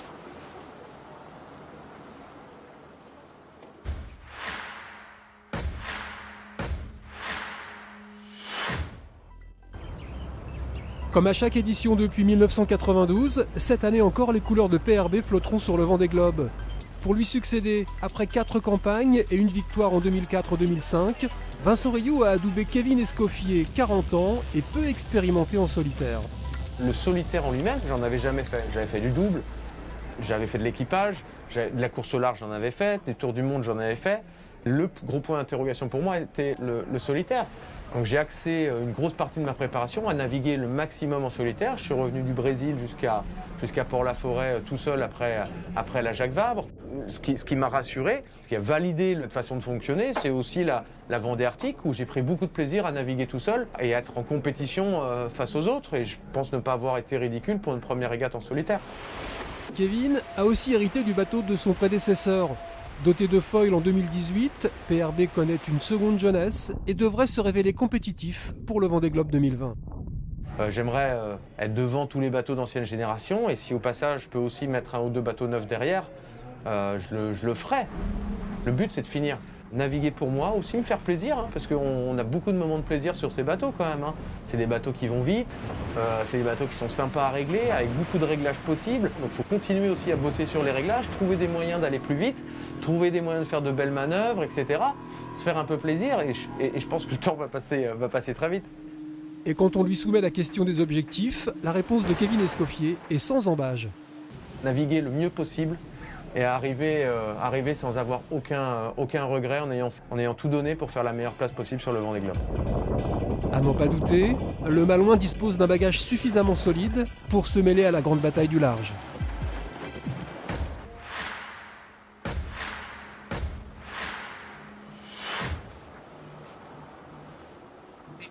Kevin Escoffier with another campaign supporting the environment, and he's partnering WWF. Do you think we're at a point now where it's difficult to put together a racing campaign unless you have an environmental mission at the heart of your campaign? I mean, you've got plenty of experience with that. I think by nature of our sport and where we occupy our planet's oceans, it goes really hand in hand. And I think using the sailors as spokespeople, we reach a really wide demographic. So I think it adds real strength to the messaging and what we can achieve on a global scale for something that when we talk about the area, most people will never have the chance to see it in person. So we're relaying what we're seeing and experiencing in our world's oceans that many people won't ever get to understand or see for themselves. So I think it's a really powerful message. And PRB's affinity with WWF, I think, is lovely because Isabelle Orticio, which was an original PRB skipper in all the editions of the Vendée Globe that they've done, is now the president in France for the WWF. So the link there is really nice. And we've seen PRB with the synonymous panda of the WWF on all their editions since they took it on a TJB. And I think Kevin's no stranger to the oceans. As we said, he spent a lot of time on there, and he'll communicate that message really well. But I think it's a sport that aligns itself so easily with environmental issues, and I think it's so topical today that we realise that we need to make a change to make a difference, and this is quite a powerful place to have that platform. But it's nothing new, Mike, is it? Because you were sponsored by Ecova many times. Yeah, I mean, Ecova was an easy connection. I mean, our strapline powered by nature. And that was the strapline that Ecova used, and it fitted perfectly with what a sailboat does. The sport is perfect for exemplifying a number of things. I mean, the sustainability message is really important. When you're on a boat like, you take on all your supplies with you, and you have only that for the whole period of the race, for 3 months. It's an exercise in sustainability and minimizing wastage. Everything on board gets used, every single thing. By the time you finish the race, there isn't a scrap left of anything on the boat, and that's your goal. So plus you're using the power of the wind to drive the platform. Of course the boats are built of carbon fibre, and we can't escape the fact it involves some fairly nasty materials to build them. But you just look at this fleet. We've got boats here that are nearly 20 years old, still going around on the Vendée Globe. So you're not building for a single-use thing. You're building something that will get multiple use, will provide a lot of enjoyment and entertainment for the followers of the sport. So it is, as a whole, this particular element sport is delivering a sustainable, high-tech yacht racing project.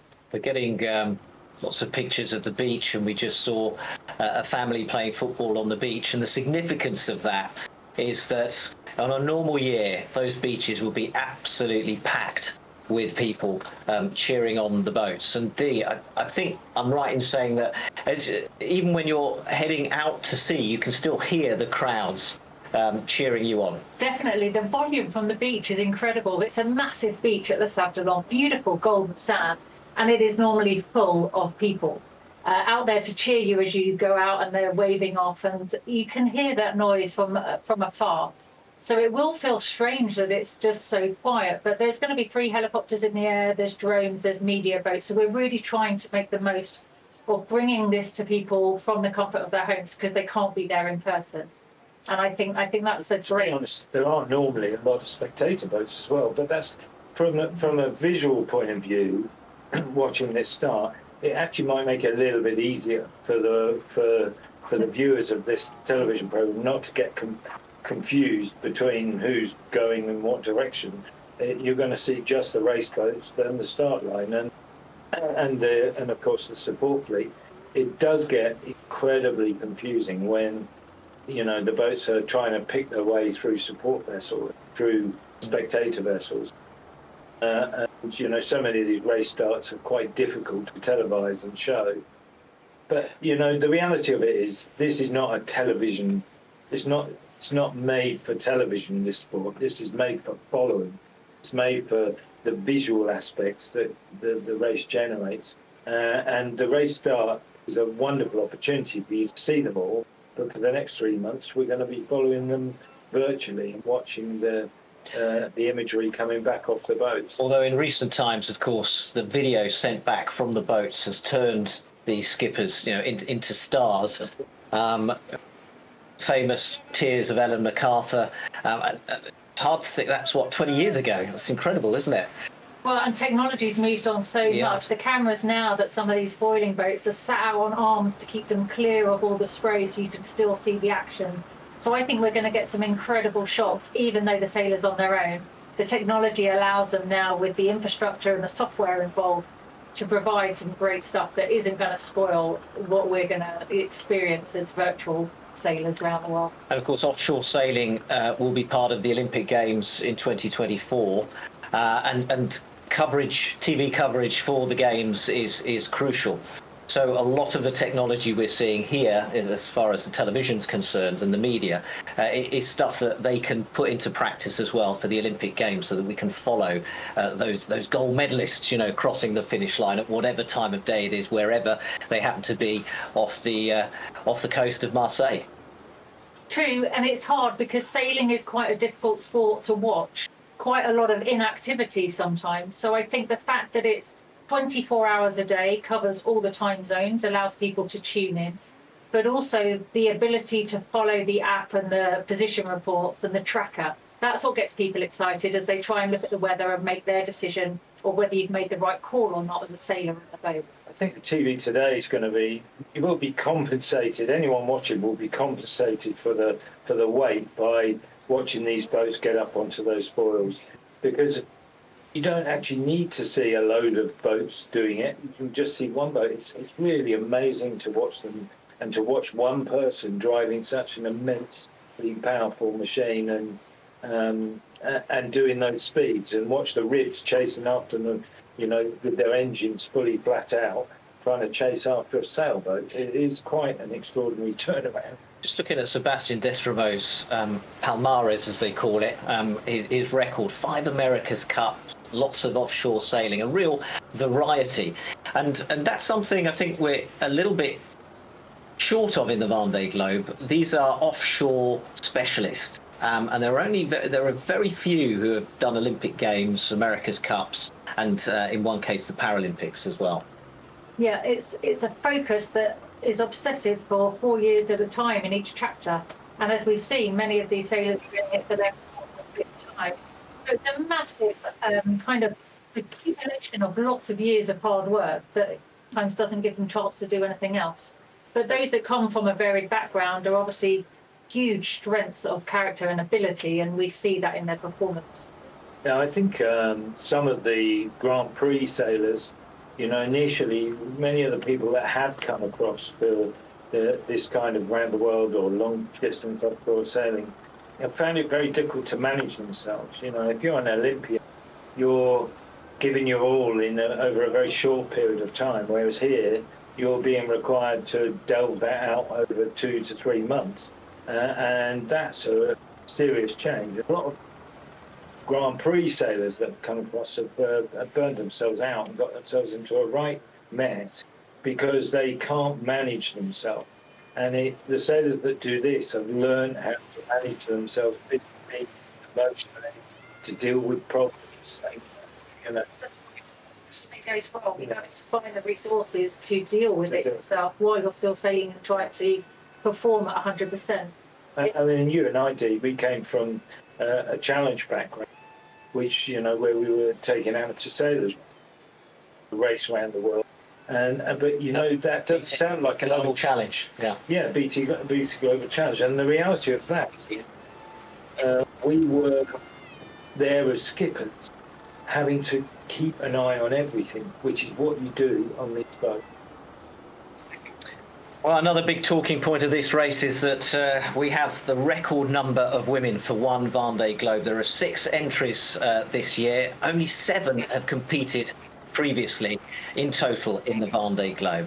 And one of them is representing France and Germany, and it's Isabelle Joschke.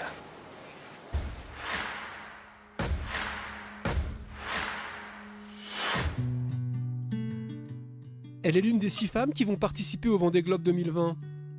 Isabelle Joschke, 43 ans, franco-allemande, partira à l'assaut de son premier tour du monde en solitaire. Et forcément, elle s'imagine des choses. C'est un Vendée Globe dans lequel je me vois avoir des hauts et des bas, mais dans l'ensemble être dans le match. Dans l'ensemble avoir un bateau solide qui tienne la route et terminer ma course. Une course pas comme les autres, un tour de la planète autant qu'une exploration de soi-même que chacun entreprend à sa façon. Je vais forcément y chercher plein de choses. La solitude absolue, parce que être dans le Grand Sud, tout seul sur son bateau, je pense qu'il n'y a pas beaucoup de moments dans sa vie où on se dit bon bah là je peux vraiment que compter sur moi. Et puis il y a aussi le fait de traverser des épreuves, mais sans forcément chercher à aller dans le dur. C'est vrai que les éléments peuvent être hostiles, à essayer de leur faire face. Et aujourd'hui, j'ai pas envie de faire face aux éléments, mais plutôt de faire avec. Et ça demande, je pense, une grande capacité d'adaptation, d'écoute de ce qui se passe, de prendre le temps de faire les choses pour bien les faire. Voilà, moi je vais aussi chercher une manière de faire que peut-être avant, j'avais pas. Ne pas en conclure, ce serait mal la connaître, que le Vendée Globe d'Isabelle se limitera à un voyage intérieur. C'est bien au départ d'une course qu'elle s'aligne, et ce que l'on conçoit bien s'énonce clairement. Aujourd'hui, je vais pas forcément faire la course contre les autres. Je vais vraiment faire la course avec moi-même, avec les éléments, et faire au sein de la flotte le meilleur résultat possible. Mais je pense que moi j'ai une approche peut-être un peu différente, mais toujours dans l'objectif d'être dans le match.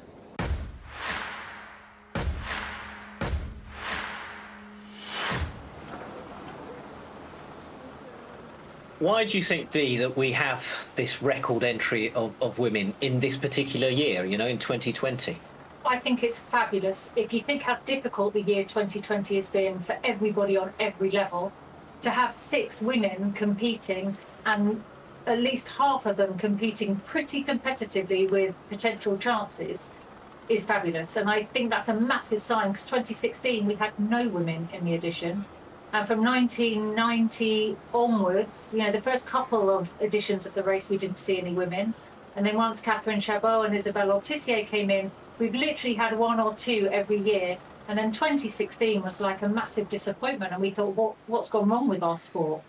And this, I think, is really lovely. We did the Women in Sailing Strategic Review with the World Sailing Trust, identifying where we are in our sport and identifying that the issue is a lack of role models or inspirational role models. And here we are with 6 amazing women doing exactly that. And I just hope there's a lot of young girls seeing the potential, because you have to see it to believe that you can be it. And here we go, 6 of them showing us how it's done, to hopefully encourage those to keep trying to make it happen.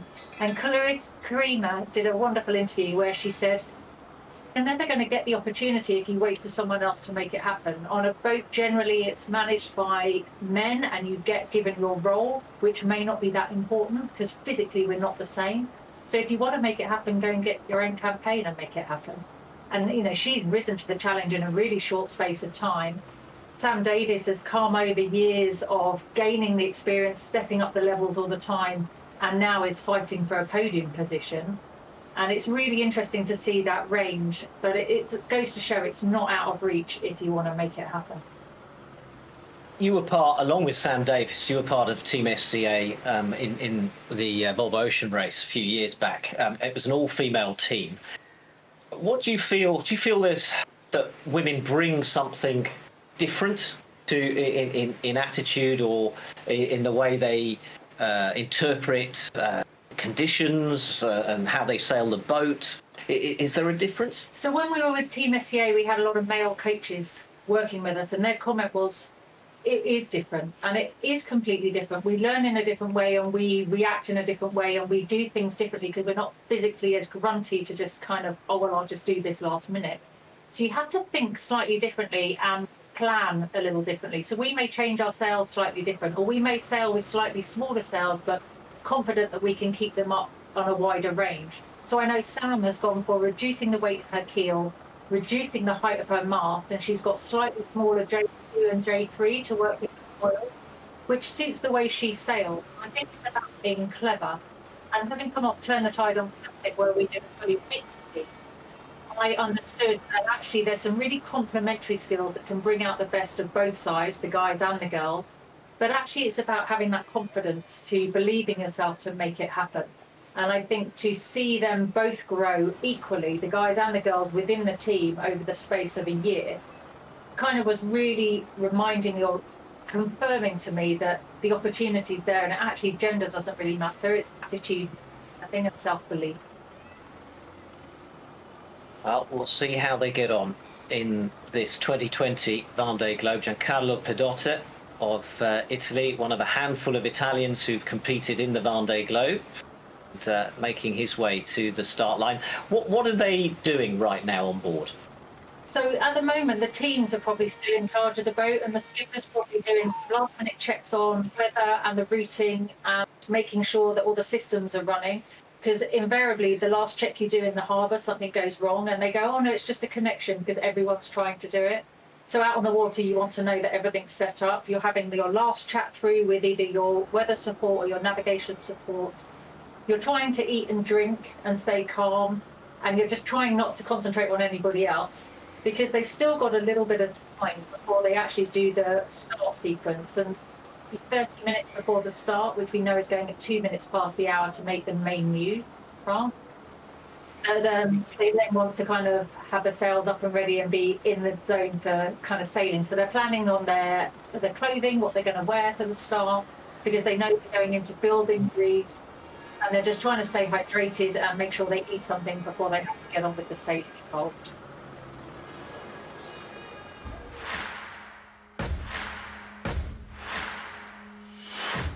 Vendée Globe 2000, Yves Parlier fait longtemps partie du groupe de tête avant de subir une avarie. Malgré cette cruelle désillusion, il veut continuer la course. S'ensuit une réparation héroïque.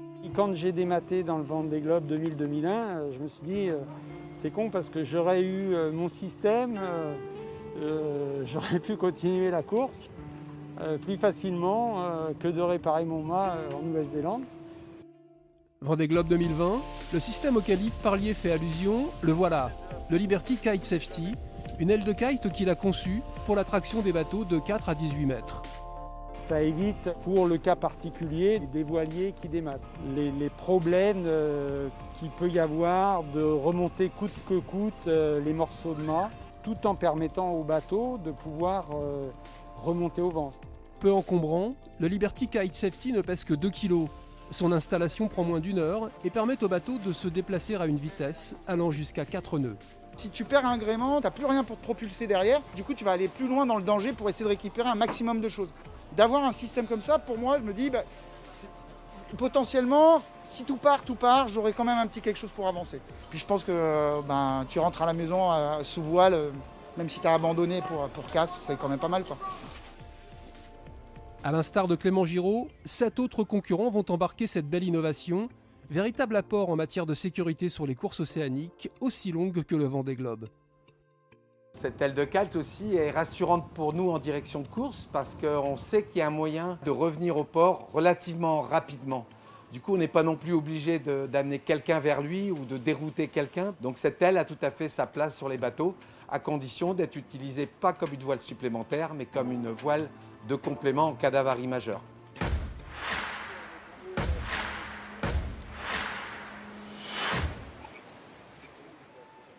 I have to say, Mike, great idea for safety reasons, but it doesn't look like the most comfortable piece of kit. No, I mean, flying a big kite is a good way to provide an alternative source. Obviously, if you've lost your rig and your boom, you've got nothing with which to drive the boat except the engine, which will only give you a limited range.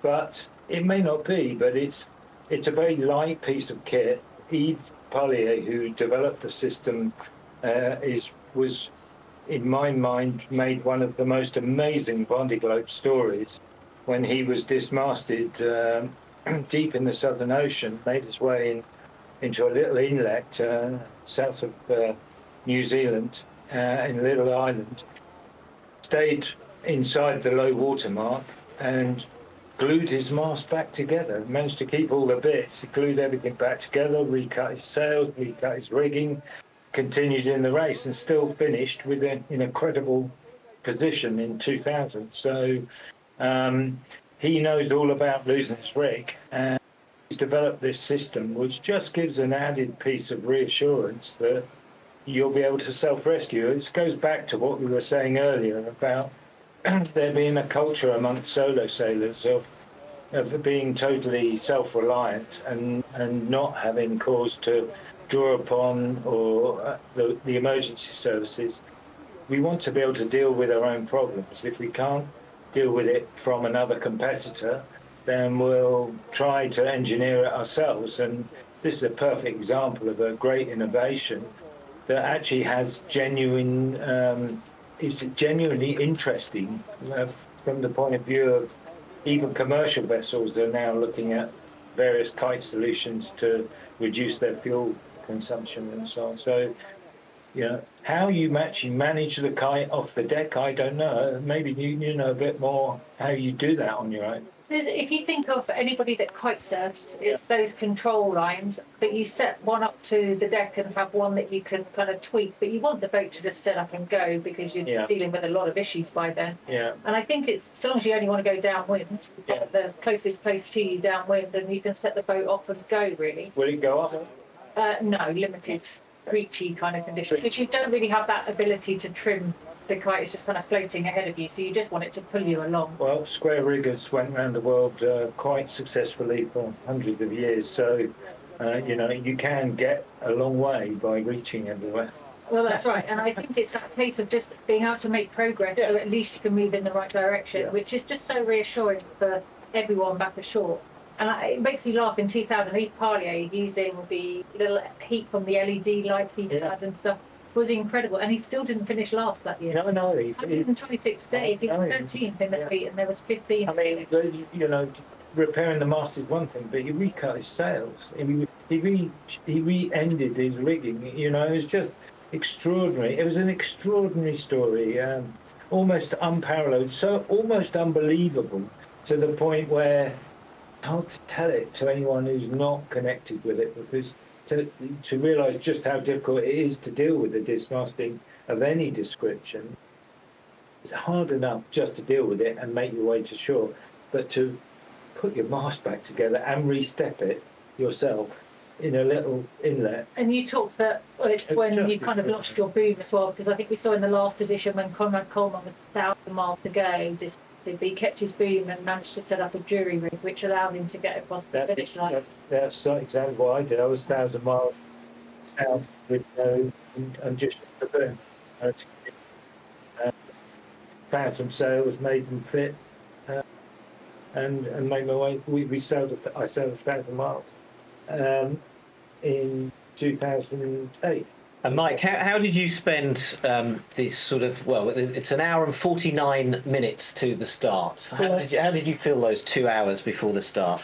I was actually pulling in weather. I was looking at weather and staying abreast of weather, because it depends which race, but you know, every time you're looking at it, the weather model's always changing.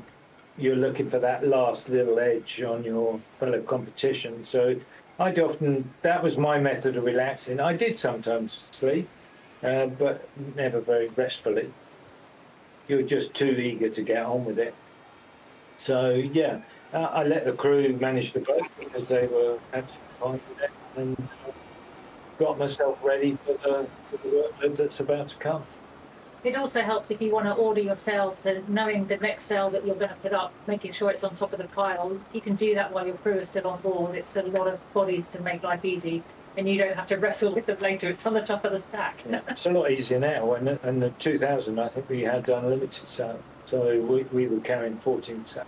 So, yeah. And I guess you're always on the wrong saddle with that much choice. And the one you wanted was always at the bottom of the pile, funnily enough. Well, terrific scenes from our helicopter shot. The clouds and the bay there just off Les Sables d'Olonne as the boats mill around and prepare for the start. And a real age range in the fleet, from the oldest at 61 to the youngest, who's Alan Rohrer from Switzerland, who's just 27 years old, already facing his second Vendée Globe.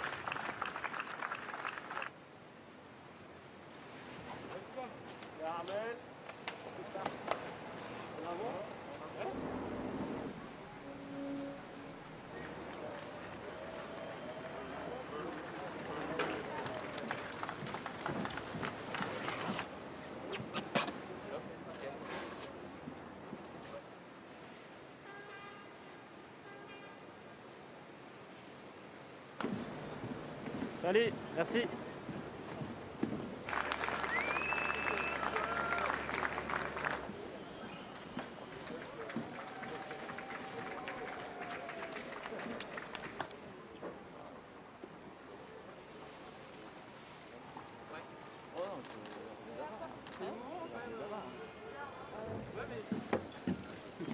Tiens, regarde.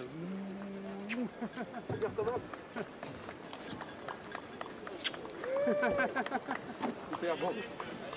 Ciao là, merci.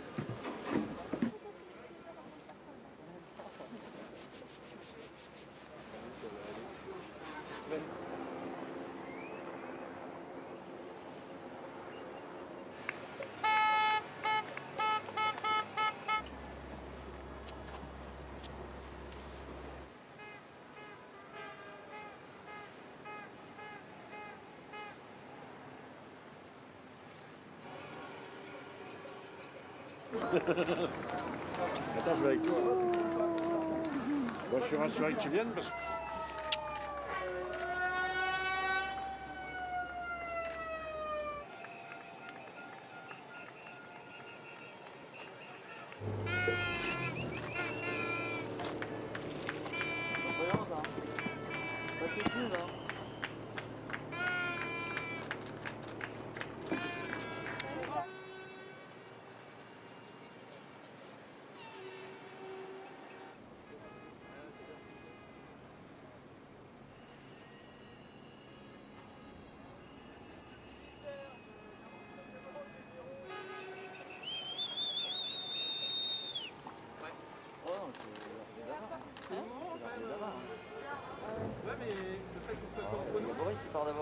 Ciao Bilou, à bientôt. Ouais, je te serre la patte quand même.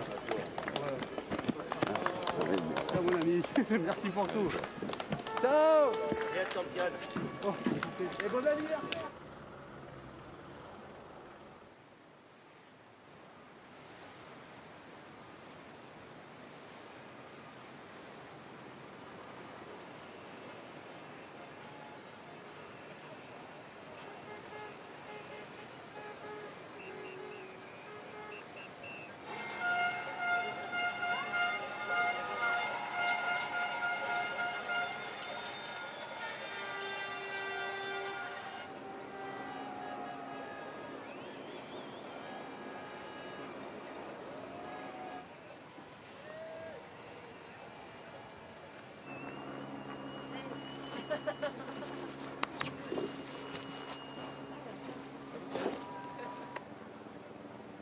It's been quite a morning in Les Sables d'Olonne. 33 skippers have set sail from this small port in the Vendée on the west coast of France.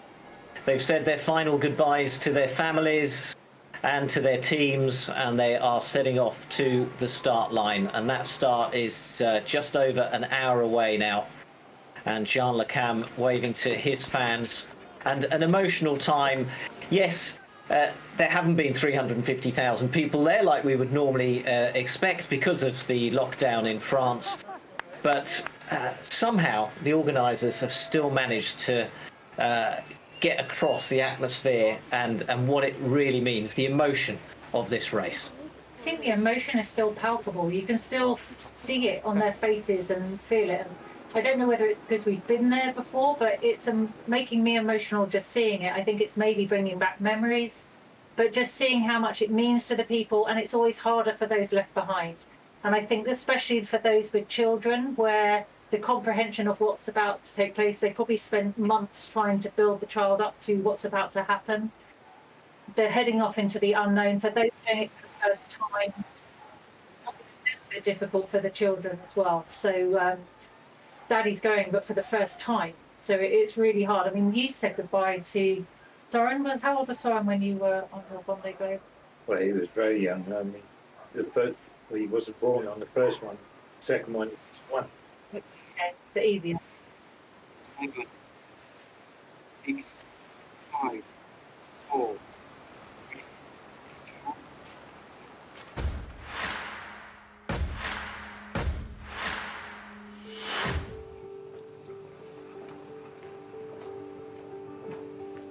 En 2016, Alan Roura était le plus jeune concurrent de l'histoire du Vendée Globe.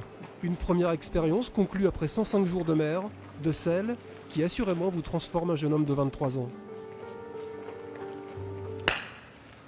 C'est une phase dans une vie où personne n'a la chance de prendre autant de temps pour soi. C'est-à-dire de se poser les bonnes questions, de se recentrer, de s'affronter aussi. Et au retour, oui, je me suis senti homme. Voilà, je pense que je suis rentré étant grandi de toute cette aventure, et j'oublierai jamais tout ce qui m'a passé à travers l'esprit pendant ce tour du monde, quoi. En 2020, le Suisse est de nouveau le Benjamin de l'épreuve. Loin de lui, l'idée d'y retourner comme s'il partait en terrain conquis. Je pense que on peut pas repartir sur un Vendée Globe tête haute. Peut-être que celui-ci, on va avoir des conditions très clémentes. Peut-être qu'on va prendre cher du début à la fin. C'est pas écrit. On a des bateaux qui évoluent aussi en termes de performance, donc de fragilité. Il faut que le bonhomme tienne la cadence dessus. Donc tout ça mis bout à bout, le Vendée Globe, j'ai toujours peur d'y aller, quoi. Et c'est pour ça en fait que c'est intéressant d'y retourner. C'est de surmonter encore une fois cette peur. Et j'y vais avec une boule au ventre énorme et avec une joie et une bonne humeur de me dire je vais revivre cette expérience de malade, quoi. C'est ça le Vendée Globe. Et pour son deuxième Vendée Globe, les objectifs n'en restent pas moins à la hausse. Mais là encore, Alan Roura a une façon bien à lui de voir les choses. Le classement, ça veut tout et rien dire. Terminé en 80 jours. Pour moi, c'est ça un Vendée Globe réussi aujourd'hui.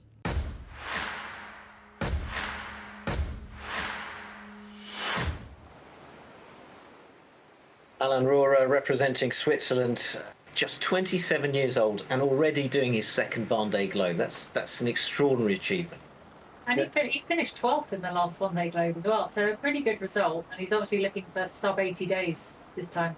Well, now it's the old Britair, so it's one that generation. I think I might have said earlier that it wasn't a foiler. Actually is now a foiler, but it's a boat that's done a lot of turns around the planet. To go turns around. That generation of boat, were a very, very strong boat, which is why they're up for modifying.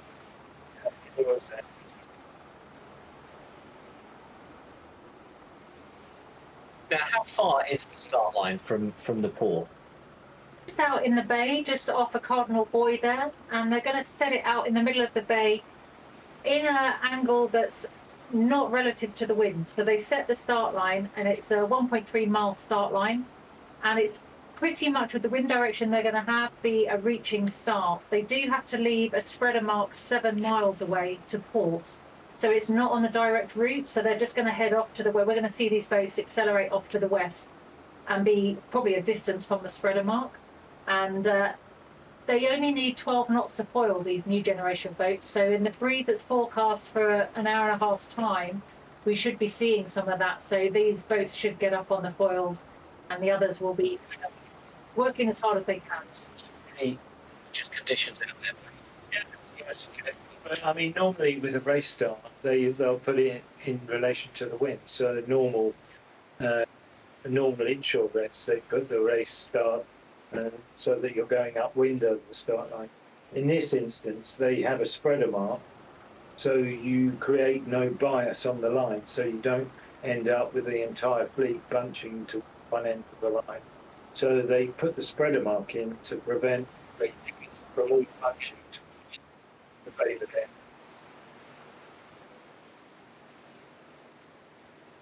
Well, there's the coast of the Vendée. Yeah, it looks very nice. Looking very nice indeed. You can see from the waves, so there's some wind out there.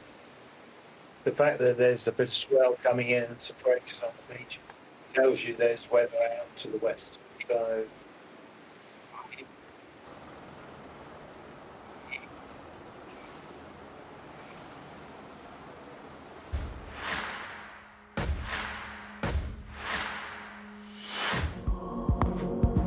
« 18, c'est le nombre de concurrents qui vont prendre part à leur premier Vendée Globe. Parmi ceux-là, Damien Seguin, 41 ans, tout à sa joie d'être présent ici, au Sables-d'Olonne. Je suis très heureux d'avoir mis le bateau groupe Apicil dans le port avec les 32 autres participants. Je crois que c'est une vraie chance qu'on a d'avoir pu conserver cet événement cette année. Dans le contexte qu'on a actuellement, je pense que ça va faire du bien à tout le monde. Donc voilà, je suis prêt à prendre le départ dans quelques jours. Issu de la voile légère handisport, Damien Seguin n'a jamais considéré que son handicap était rédhibitoire. Il s'est tourné peu à peu vers la course au large et a toujours aménagé ses bateaux pour être le plus performant possible en solitaire. Il a fallu que j'adapte un petit peu certains postes avec mon handicap. Moi, j'ai pas de main gauche, donc quand on imagine wincher à la colonne, il faut utiliser en tout cas l'appréhension des deux mains. Donc on a effectivement adapté des manchons pour que je puisse me servir des deux bras et de toute la puissance du haut du corps. Mais c'est vraiment la seule chose qui est adaptée dans le bateau par rapport à mon handicap. C'est plus moi qui fais la démarche de m'adapter au bateau plutôt que l'inverse. Jean Le Cam, lui aussi concurrent du Vendée Globe, a largement contribué à la mise au point du bateau. Depuis qu'il a intégré la classe IMOCA, Damien Seguin ne cesse de surprendre. Sur les courses auxquelles il a participé, son monocoque rouge et blanc figurait régulièrement aux avant-postes des bateaux à dérive classiques.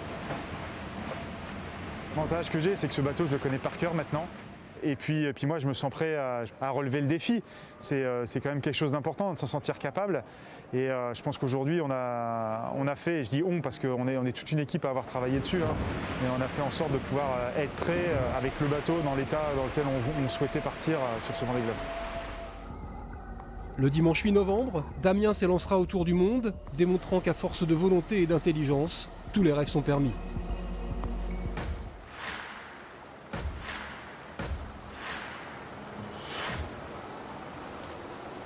Yeah, Damien Seguin, 2 Paralympic titles to his name, and now doing the Vendée Globe. I think the first disabled sailor to do that.